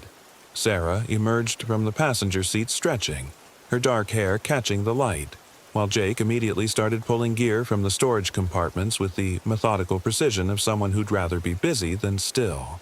"This is perfect," Sarah said, breathing deep. "Smell that air." I smelled pine sap and something else, something organic and sweet, like fruit left too long in the sun. But I kept that observation to myself. Sarah had been planning this trip for months, marking hiking trails on laminated maps and researching the area's wildlife with the enthusiasm of someone determined to fall in love with nature. I didn't want to dim that light in her eyes, especially not after the year we'd had. Her father's cancer diagnosis, my mother's stroke, the slow erosion of certainty that comes with watching the people you love become fragile. Jake slammed the compartment door harder than necessary. Let's just get this thing leveled before it gets dark. At 26, He carried himself like someone who'd learned early that the world disappoints, and his default expression suggested he was still waiting for the next letdown. He worked construction, which meant his hands were always scraped and his back always ached, and he'd agreed to this trip more to get away from his ex-wife's lawyers than from any love of the outdoors. The campground stretched along a creek that chattered between smooth stones, with maybe a dozen sites scattered among the trees. Most were empty. We'd chosen late September specifically to avoid crowds, though now the isolation felt less peaceful than ominous. A few other RVs dotted the spaces, their windows glowing amber in the gathering dusk, but their occupants remained invisible. I was crouched beneath our rig, adjusting the leveling jacks when the man appeared. He emerged from the trees like smoke given form, so quietly that I only noticed him when his shadow fell across the manual I was reading. Tall and gaunt, with the kind of deep tan that comes from decades of outdoor work, he wore faded jeans and a flannel shirt that might have been red once. His eyes were the color of creek water, pale and constantly moving, and when he smiled, I saw teeth too white for a man his age. "Evening, folks." His voice carried the careful neutrality of someone who'd learned to approach strangers with caution. "Name's Dale. I manage this place." Sarah walked over, extending her hand with the easy confidence that had first attracted me to her. "I'm Sarah, this is Marcus, and that's my cousin Jake. We reserved Site 17 for 3 nights. Dale's handshake lasted a beat too long, and his eyes lingered on her face with an intensity that made my jaw tighten. "Pretty girl like you shouldn't be out here this time of year," he said, still holding her hand. "Things get strange when the seasons change." "Strange how?" Jake asked, straightening from where he'd been connecting the electrical hookup. Dale released Sarah's hand and turned those pale eyes toward Jake. "Oh, you know, animals acting different. Sounds that don't match what makes them. City folks getting turned around on trails they swore they knew." He paused, studying each of our faces in turn. "You planning on doing much hiking?" "Some," I said, standing and wiping grease from my hands. "Nothing too ambitious." "That's smart." Dale nodded, but something in his expression suggested he doubted our wisdom. "Just remember, these mountains don't care about your plans. They got their own way of doing things." He pointed toward a trail that disappeared into the darker trees beyond the creek. "That path there, the Whispering Creek Trail? Beautiful during the day. Lots of elk sign, some decent fishing holes, but don't you go wandering it after sunset." Why not?" Sarah asked, and I heard genuine curiosity rather than challenge in her voice. Dale was quiet for so long I thought he might not answer. When he spoke, his voice had dropped to barely above a whisper. "There's things in these woods that ain't quite right. Been that way since I was a boy, and my grandfather told stories that went back further than that. Most times they leave folks alone. But when the light gets thin and the shadows get long," he trailed off, shaking his head. "Well, just stick to the campground after dark. That's my advice." "What kind of things?" Jake pressed, and I heard skepticism in his tone. Dale fixed him with a stare that could have frozen the creek. "The kind that wear faces they didn't earn. The kind that know your voice better than you do." He reached into his shirt pocket and pulled out a small object, pressing it into Sarah's palm. "You take this. Old crow charm my grandmother made. Maybe it's just superstition, but it's kept me safe for 63 years. Sarah looked down at the object, a small pouch made of dark leather, tied with sinew and decorated with beads that seemed to absorb light rather than reflect it. "I can't take this. It's obviously important to you. It's more important that you have it." Dale stepped back, creating distance between himself and us. "I got to check on the other sites before full dark. You folks have yourselves a pleasant evening, and remember what I said about that trail." He melted back into the trees as quietly as he'd appeared, leaving us standing in the amber glow of our RV's awning light. The silence stretched until Jake laughed, though it sounded forced. "Well, that wasn't ominous at all. What do you think? Local color, or is the old guy actually crazy?" "Don't be an ass," Sarah said, but she was examining the charm pouch with obvious fascination. "I think he's just trying to look out for us." I watched the spot where Dale had vanished, feeling an itch between my shoulder blades that suggested we were still being observed.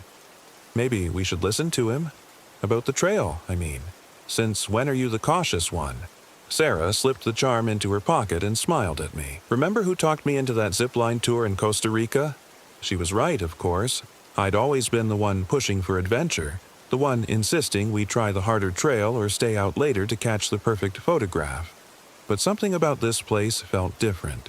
The very air seemed thick with warnings I couldn't quite decipher. We finished setting up as the last light drained from the sky, and I tried to shake off the unease that had settled over me like a damp shirt. Inside the RV, Sarah heated up the chili we'd brought while Jake fiddled with the satellite radio, hunting for a signal that kept sliding away from his grasp. The LED lights cast everything in harsh white relief, making our movements look jerky and unnatural against the dark windows. "No signal," Jake announced, switching off the radio with obvious frustration. "What's the point of modern technology if it doesn't work when you actually need it?"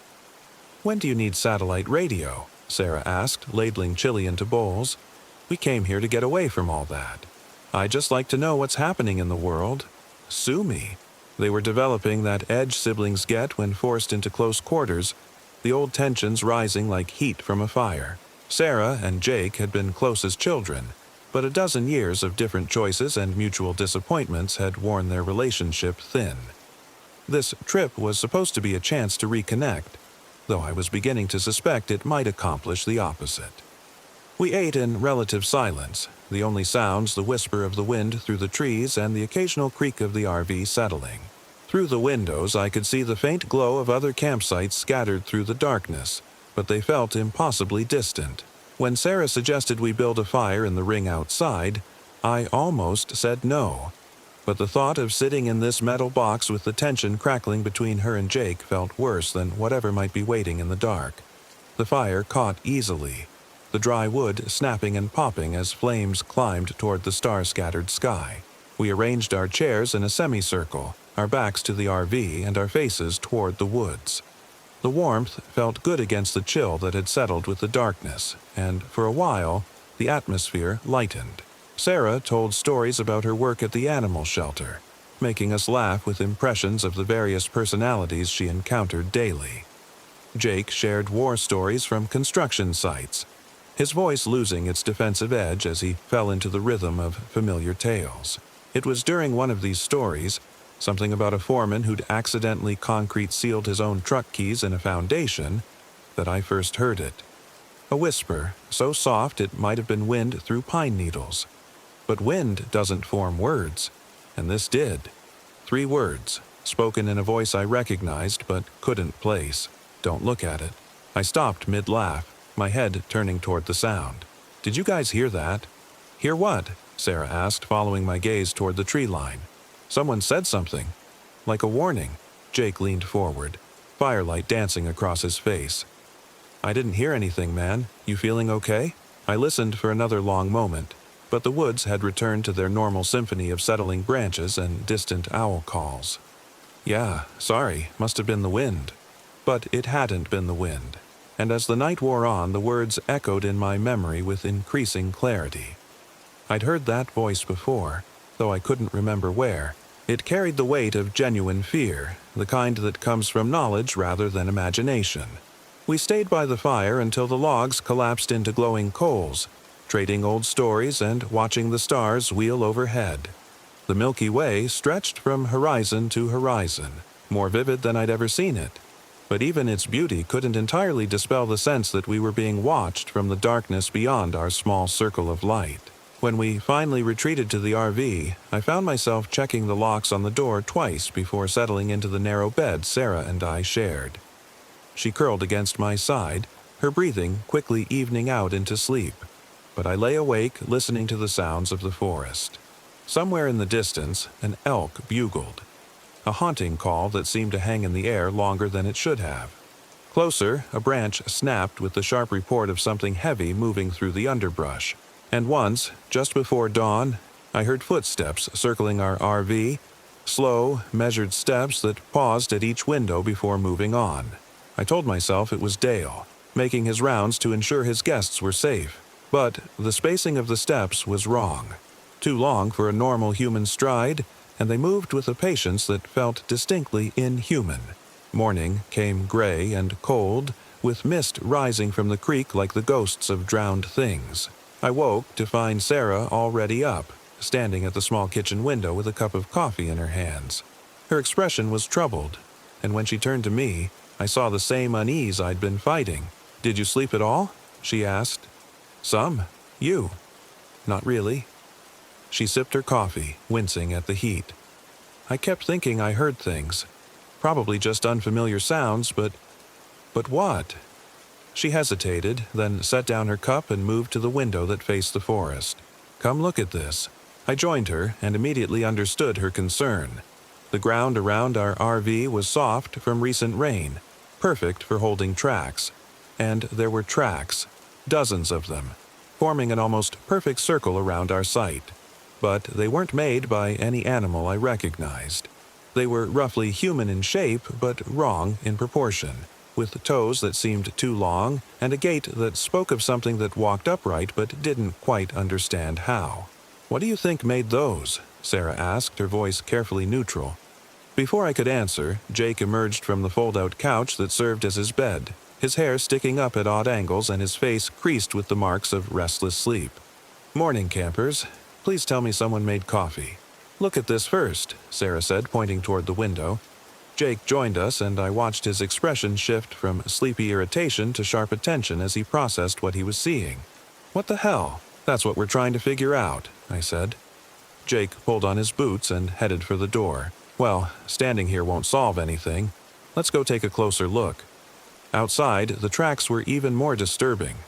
They were pressed deep into the soft earth, suggesting something heavier than it should have been for its size. The pattern was methodical, as if whatever made them had been studying our RV from every angle, learning its layout and vulnerabilities.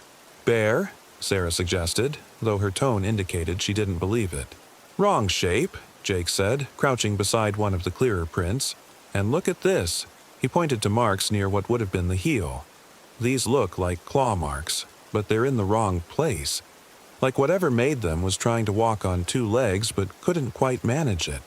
I felt something cold settle in my stomach as I examined the tracks more closely. They formed a complete circuit around our site, but they also led to specific points of interest. Our water hookup, our electrical connection, the small window of our bathroom, as if something had been learning not just our location, but our habits and needs. "We should talk to Dale," I said, "see if this is normal around here." But when we walked to the small office building near the campground entrance, we found it dark and empty. A handwritten sign taped to the door read, "Back later, emergency in town." The writing was shaky, as if done in haste, and the edges of the paper fluttered in the morning breeze like nervous wings. "So much for local expertise," Jake muttered, peering through the office windows at empty desk chairs and a phone off its hook. We walked back to our site in silence, each of us lost in our own thoughts. The tracks were still there, of course, but in the growing light of day they seemed less ominous. By the time we'd finished breakfast, I'd almost convinced myself they were the result of an exceptionally large raccoon or perhaps a young bear walking on its hind legs. Unusual, but not impossible. Sarah suggested we hike the Whispering Creek Trail, the same one Dale had warned us away from. "It's barely 9 in the morning," she pointed out. "If there's something weird about it after dark, we'll have plenty of time to get back." Jake agreed with the enthusiasm of someone desperate to prove his courage, and despite my reservations, I found myself outvoted. We packed day packs with water and snacks, grabbed our cameras and set off across the creek on a fallen log that served as an impromptu bridge. The trail was everything Dale had promised. Beautiful and well-maintained, winding through stands of aspen and pine that filtered the morning sunlight into a constantly shifting pattern of gold and green. The creek ran alongside the path for the first mile, its voice a cheerful counterpoint to the sound of our boots on packed earth. Sarah documented everything with her camera, exclaiming over the play of light through leaves and the way mist still clung to the water in sheltered pools. For a while, the peace of the place worked its magic. The tracks around our RV seemed like a minor mystery, the kind of thing that would make a good story once we were back home. Jake's mood improved as we walked, and he and Sarah fell into the easy rhythm of shared memories from childhood camping trips with their grandparents. I found myself relaxing for the first time since we'd arrived, the knot of anxiety in my chest gradually unwinding. The first sign that something was wrong came at the 2-mile mark, where the trail branched.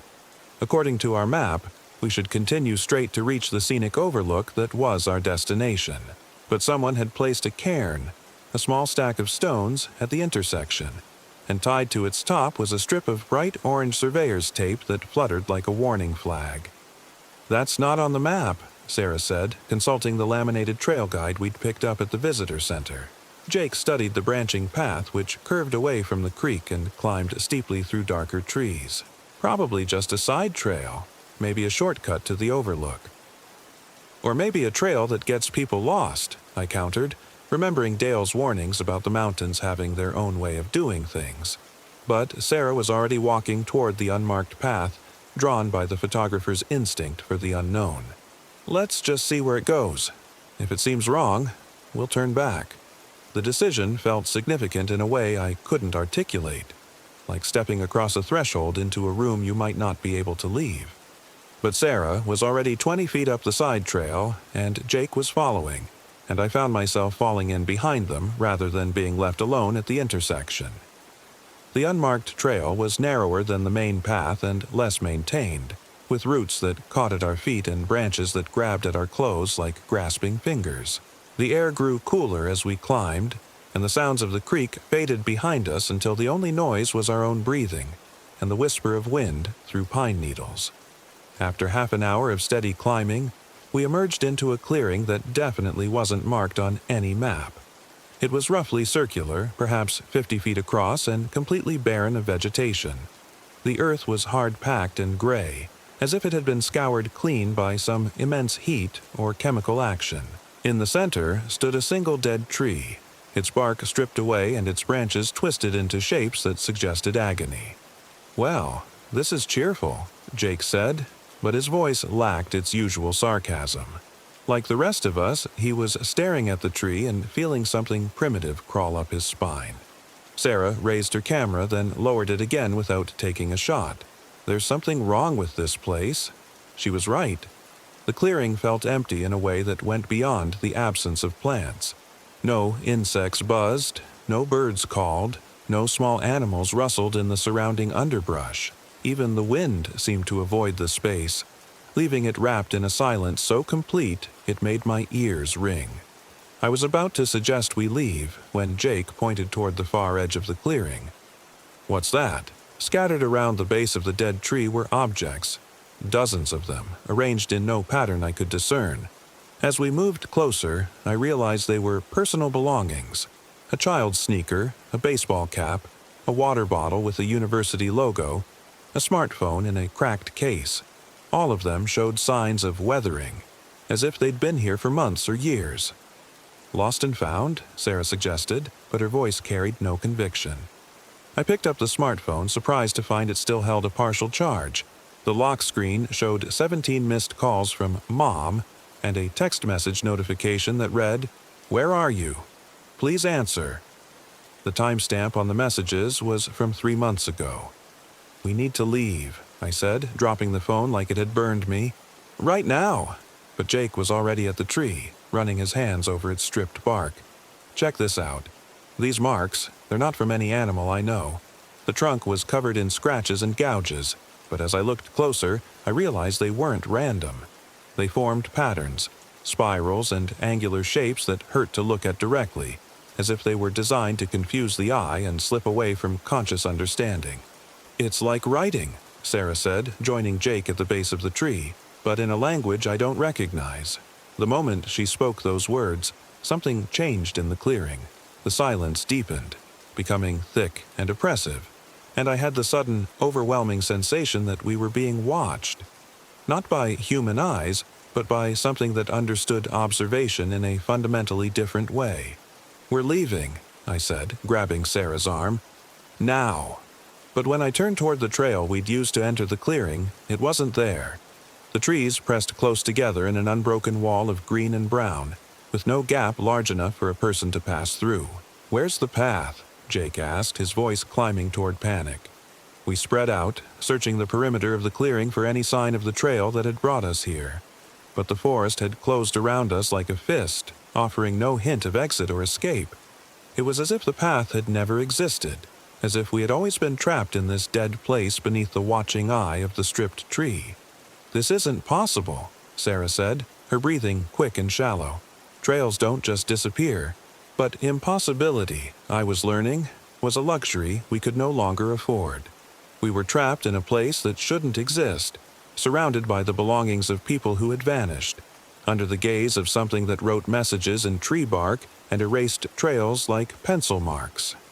The sun was still visible through the canopy overhead, but its light seemed dimmer here, filtered through air that felt thick and stale. I checked my watch and was disturbed to find that the hands had stopped, frozen at 11:47, though I couldn't remember what time we'd entered the clearing. "Our phones," Jake said suddenly. "Maybe we can get a GPS signal." But our phones, like my watch, had stopped working. The screens remained dark no matter how long we held the power buttons, as if the devices had been drained of more than just electrical energy. "There has to be another way out," Sarah said, though her voice carried no conviction. "Clearings don't just trap people." We spent the next hour, or what felt like an hour in that timeless place, walking the perimeter of the clearing, pressing against the wall of trees, searching for any gap or weakness. But the forest remained impenetrable, and our efforts only served to demonstrate the completeness of our confinement. It was during this futile search that I found the notebook. It was wedged between two stones at the base of the dead tree, its pages yellow with age and moisture. The cover bore the name Michael Chen in fading blue ink, and the first entry was dated 8 months ago. "Day 1, I read aloud. "Found this place by accident while hiking the Whispering Creek Trail. Can't find the way back to the main path. Sarah and Jake think I'm losing it, but I know something is wrong here." Sarah grabbed the notebook from my hands. "That's not possible. You're Michael, and I'm Sarah. This is some kind of joke." But as she flipped through the pages, her face went white. The entries detailed our exact situation. 3 people trapped in a clearing that defied rational explanation, searching for an exit that didn't exist. But according to the notebook, this Michael had been trapped here for weeks, watching his companions change and deteriorate until they were no longer quite human. "Day 12, Sarah read in a shaking voice. "Jake hasn't spoken in 2 days. Just stands at the edge of the clearing, staring into the trees like he's waiting for something. When I called his name this morning, he turned around, but his eyes, they weren't his eyes anymore. They were too pale, too empty, like someone had reached inside and scooped out everything that made him Jake." Jake snatched the notebook away. "This is bullshit. Someone's playing games with us. There's a logical explanation for all of this." But as he spoke, I noticed that his voice sounded different, flatter, with an odd echo that seemed to come from somewhere behind his teeth. And when I looked into his eyes, I saw what the notebook's author had seen. They were still brown, still shaped like Jake's eyes, but they held an emptiness that made my skin crawl. "Jake?" I said carefully. "How are you feeling?" He smiled, and it was Jake's smile but wrong somehow, like a photograph that had been slightly overexposed. "I'm fine, Marcus. Better than fine. I think I'm starting to understand this place." Sarah backed away from him, clutching the notebook to her chest. "Understand what?" "That fighting it is useless. The clearing doesn't want to hurt us. It wants to help us become something better, something more suited to this place." The words came out in Jake's voice, but they carried a cadence and rhythm that belonged to someone else. As if something was wearing his vocal cords like an instrument it was still learning to play.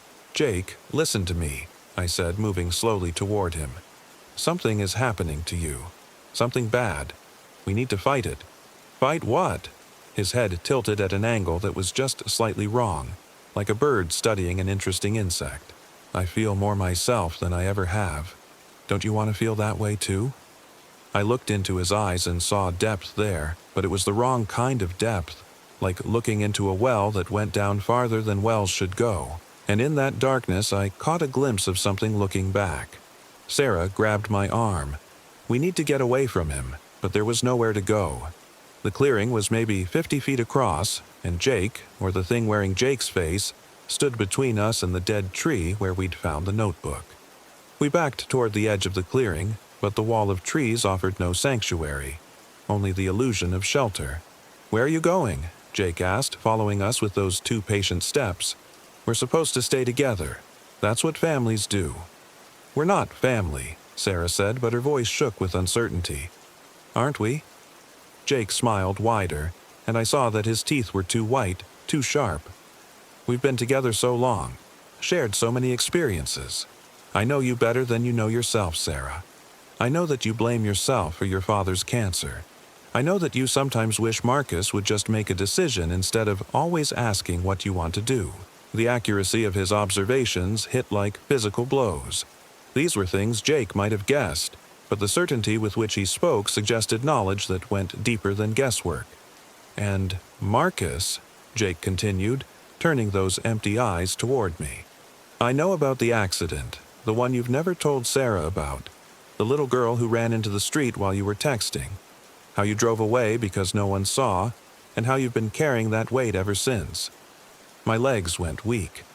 I'd never told anyone about that day 3 years ago, had barely allowed myself to think about it. The girl had been hurt but not killed.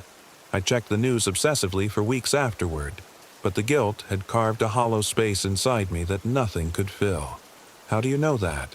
I whispered. "I know everything about you," Jake said. "Every secret, every shame, every small cruelty you've tucked away in the dark corners of your heart. That's what happens when you stay in this place long enough.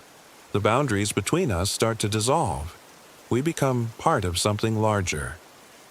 Sarah was flipping through the notebook with desperate speed, searching for answers or escape routes or any information that might help us survive. According to this, the other group found a way out on day 15. She stopped reading, her face going pale. "What is it?" I asked. "They didn't escape," she said quietly. "They became something else. Listen to this. Day 15. Jake and Sarah don't look like themselves anymore. Their faces shift when they think I'm not watching, cycling through expressions that don't belong to them. And sometimes when they speak, I hear my own voice coming out of their mouths. I think they're practicing, learning to be me." The thing wearing Jake's face laughed, and the sound was like glass breaking in a church. Poor Michael. He fought so hard against the inevitable, but in the end, he learned to appreciate the gift he'd been given. "What gift?" I demanded.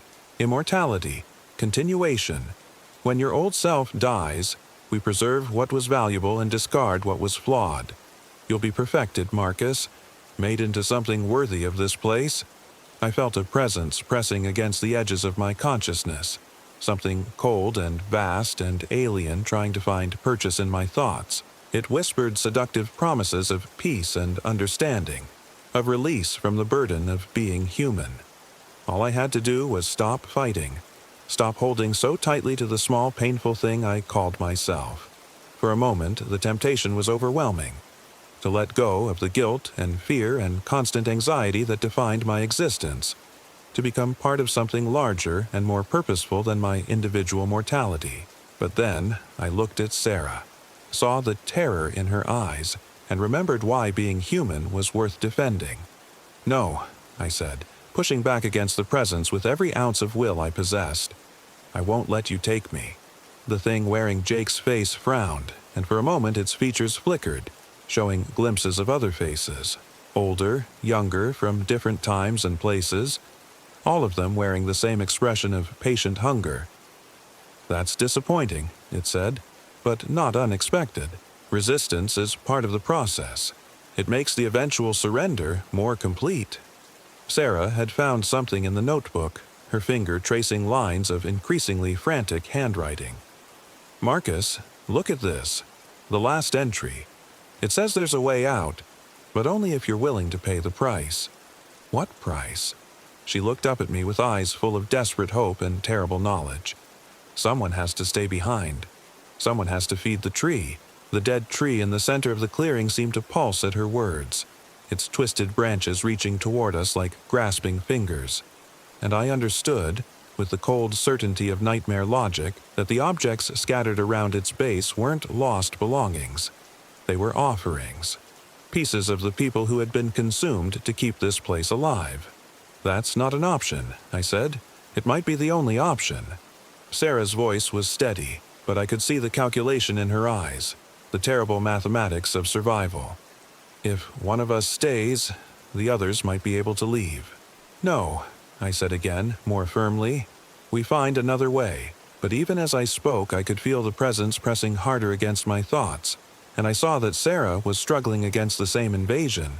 Her face flickered occasionally, showing glimpses of expressions that didn't belong to her. The thing that had taken Jake was working on both of us now, trying to turn us against each other, to make us willing participants in our own destruction.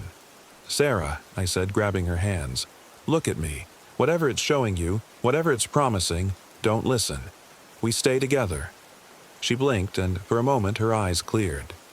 "Together," she agreed. "But Marcus, I can feel it inside my head.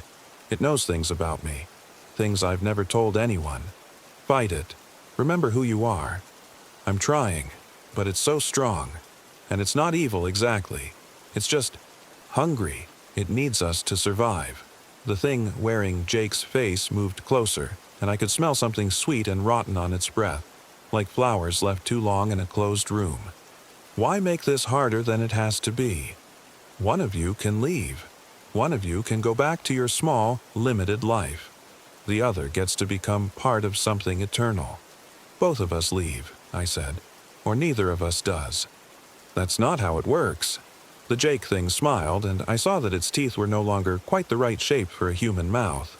"The tree needs to be fed. That's the price of passage. It's always been the price."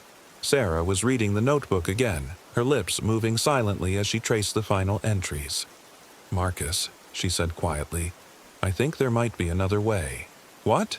She pointed to a passage near the end of the notebook. "The tree feeds on life force, on the essence of what makes us human. But what if we gave it something else? Something that carried the same energy but wasn't us?" I followed her gaze to the small leather pouch in her pocket. The charm Dale had given her when we arrived. The one his grandmother had made. The one that had kept him safe for 63 years. "You think that thing has enough power to satisfy it?" "I don't know, but it's the only thing we have that might work." The Jake thing sensed our planning and moved closer, its movements becoming less human with each step. "Don't fight the inevitable. You can't win against something that's been here since before your species learned to walk upright." But Sarah was already moving toward the tree, pulling the charm from her pocket. The leather pouch seemed to pulse with its own inner light, and I felt a surge of hope that maybe, just maybe, we had found a loophole in the nightmare logic of this place. "Sarah, wait," I called, but she was already at the base of the tree, holding the charm above her head like an offering. "Take this instead," she said to the twisted branches above. "Take the power stored in this instead of taking us." For a moment, nothing happened. Then the tree began to shake, its branches writhing like living things, and I felt a wind rise from nowhere, carrying the smell of rain and distant lightning. The charm in Sarah's hand grew brighter, and I could see energy flowing from it into the dead wood of the tree. The Jake thing screamed, a sound that hurt to hear, and its borrowed face began to dissolve, showing glimpses of the hollow thing beneath. "You don't understand," it wailed. "The tree needs fresh life, not stored power. You're only delaying the inevitable." But even as it spoke, I could see cracks appearing in the wall of trees around us. Thin lines of light leaked through, growing wider with each passing second. The charm was burning in Sarah's hand now, its stored energy pouring into the hungry roots of the dead tree, and I realized that Dale's grandmother had been more than just a wise woman making protective talismans. She had been a guardian, preparing for this moment. The Jake thing writhed and twisted, its stolen form becoming increasingly unstable as the tree fed on the charm's power instead of our life force. "This won't last," it hissed. "The hunger will return. It always returns." But the cracks in our prison were widening, and I could see real sunlight streaming through. Not the filtered, wrong light of the clearing, but honest daylight from the world we'd left behind. I grabbed Sarah's free hand and pulled her toward the largest gap. "Now!" I shouted, "while it's distracted." We plunged through the opening just as the charm crumbled to ash in Sarah's palm. Behind us, I heard the Jake thing let out a wail of rage and loss, but the sound was already fading, becoming distant and hollow. We tumbled out of the gap and found ourselves on the main trail, perhaps 100 yards from where we'd left it to follow the unmarked path. The afternoon sun was warm on our faces, and the normal sounds of the forest, birds calling, insects buzzing, wind in the leaves, felt like a symphony after the oppressive silence of the clearing. "Jake," Sarah gasped, looking around wildly. "Where's Jake?" But there was no sign of him, no trace that he had ever existed except for our memories, which felt increasingly uncertain, like dreams examined in daylight. Had there ever been a Jake? Had we come here alone, just the two of us, and somehow manufactured a third person to make the horror more bearable? I checked my phone and found it working again, showing dozens of missed calls from Sarah's mother in my office. According to the timestamp, we'd been gone for 3 days, though it felt like hours since we'd left our campsite that morning. "We have to go back," Sarah said, her voice shaking. "We have to find him. There is no back," I said gently. "Look." She turned to see what I was pointing at. The unmarked trail we'd followed into Nightmare was gone, vanished as completely as if it had never existed. The main path continued straight ahead, exactly as shown on our maps, with no side branches or mysterious cairns to lead the unwary astray. We walked back to the campground in silence, each of us struggling to process what we'd experienced. The rational part of my mind insisted that we'd gotten lost, become disoriented, perhaps suffered from some kind of shared hallucination brought on by altitude and stress. But I could still feel the echo of that presence trying to invade my thoughts, still smelled the sweet corruption of the clearing. Dale was waiting for us at our RV, his pale eyes studying our faces with something that might have been relief. "You look like you've seen things," he said quietly. "Jake," Sarah said, and I heard the desperate hope in her voice. "Have you seen Jake? My cousin. He was with us when we left this morning." Dale's expression didn't change. "You two checked in alone. Been just the two of you since you arrived." Sarah looked at me with growing panic. "That's not right. Tell him, Marcus. Tell him about Jake." But as I opened my mouth to speak, I found the memories slipping away like water through my fingers. Had there been someone else? The name felt familiar, but I couldn't quite picture a face to go with it. There were gaps in my recollection, spaces where another person might have been, but probably hadn't. "The charm," I said to Dale. "It worked." He nodded slowly. "My grandmother's charms always did what they were meant to do, though the price ain't always what you expect it to be." "What do you mean?" "Sometimes saving someone means letting them go in a different way. Sometimes the kindest thing the forest can do is help you forget what you're not strong enough to remember." I felt Sarah's hand slip into mine, and I squeezed it gently. Whatever we'd lost in that clearing, whoever we'd lost, we still had each other, and perhaps that was enough. That night, we packed up the RV in preparation for an early departure. Neither of us spoke about staying the full 3 days we'd planned. Some experiences are too large to be contained by vacation schedules. As we loaded the last of our gear, I found a notebook wedged behind one of the storage compartments. It was yellow with age and moisture, and the cover bore a name in fading blue ink. Michael Chen. But when I opened it, the pages were blank, as if whatever story they'd once contained had been gently erased. I showed it to Sarah, but she just shrugged. "Probably left by a previous renter. Should we turn it into Dale?" "No," I said, slipping the notebook into my jacket pocket. "I think it's supposed to come with us." We left the Whispering Pines campground as the sun crested the ridge, driving east toward a world that suddenly felt precious and fragile. In the rearview mirror, I watched the trees close behind us like curtains at the end of a play. For weeks afterward, I would wake in the middle of the night with the taste of sweet corruption in my mouth and the echo of alien thoughts pressing against my consciousness. Sarah suffered similar disturbances, nightmares that left her gasping and disoriented, moments of feeling watched when she was alone. But gradually, the episodes faded. The memories of our experience became hazy and uncertain, like half-remembered dreams. We never spoke about what happened in the clearing. though sometimes I would catch Sarah staring into space with an expression of profound loss, as if mourning someone she couldn't quite recall. The notebook remained in my desk drawer, its blank pages a reminder of mysteries that were perhaps better left unsolved. Sometimes, late at night when I couldn't sleep, I would take it out and flip through the empty pages, searching for some trace of the story that had once been written there. I never found anything, but occasionally, when the light hit the paper just right, I could almost see the ghost of words, fragments of someone else's nightmare, warnings that had been carefully, mercifully erased. 6 months later, Sarah and I were married in a small ceremony attended by friends and family. In the photographs from that day, we look happy but somehow incomplete, as if we're unconsciously making space for someone who should have been there but wasn't. We never went camping again.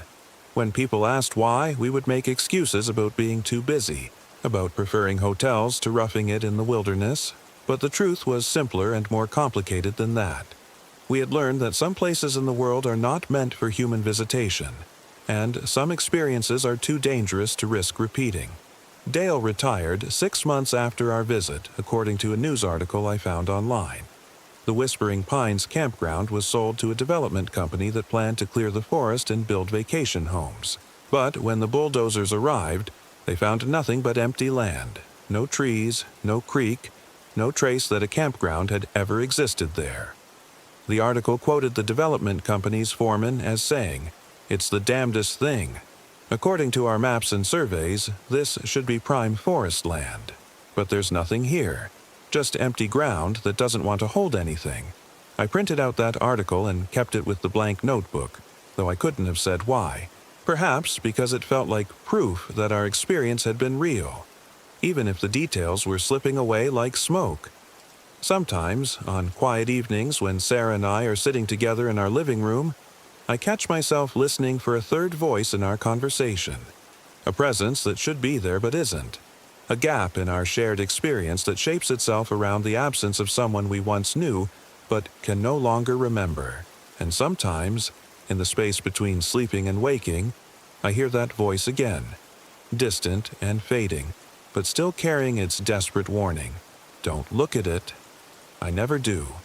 Whatever it was that the voice was trying to protect me from, whatever truth lies hidden in the blank pages of Michael Chen's notebook, I've learned that some knowledge is too dangerous to pursue. Some mysteries are meant to remain unsolved. Some warnings are meant to be heeded without understanding. The Bridger Teton National Forest still exists, of course, still draws thousands of visitors each year to its pristine wilderness and scenic trails. But if you ever find yourself on an unmarked path marked with a cairn and orange tape, if you ever stumble into a clearing where nothing grows and a dead tree stands sentinel over scattered belongings, remember this story. Remember that some places in the world are hungry, and that they feed on more than just flesh and blood. They feed on memory, on identity, on the small things that make us who we are. And if you hear a voice warning you not to look at something, listen to it. Some sights are not meant for human eyes, and some prices are too high to pay for curiosity. The last entry in my own journal, written the night we returned from that trip, reads simply, "We went camping. We came back changed. I can't remember how." I've read those words hundreds of times since then, searching for clues about what we lost in that forest. But the memory remains frustratingly elusive, like trying to hold on to a dream that dissolves the moment you wake. Perhaps that's for the best. Perhaps forgetting is its own kind of mercy, a gift from whatever force watches over the spaces between the known and the unknowable. All I know for certain is that we went into the Bridger Teton National Forest as 3 people, and we came out as 2. And somewhere in the wilderness, in a clearing that may or may not exist, depending on who's looking for it, something waits with the patience of stone and the hunger of winter. Don't look for it.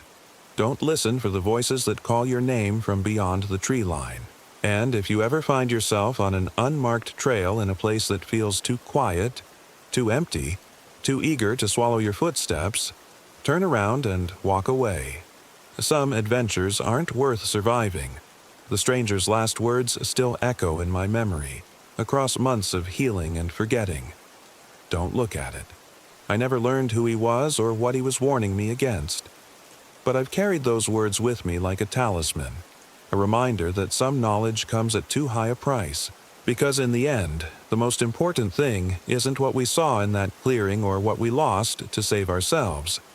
The most important thing is that we listened to the warning, fought against the hunger that wanted to consume us, and found our way back to a world where human love and courage still matter, even if we can't remember exactly how we did it, even if we can't remember who helped us do it, even if the price of survival was forgetting someone who might have been the most important person in our lives.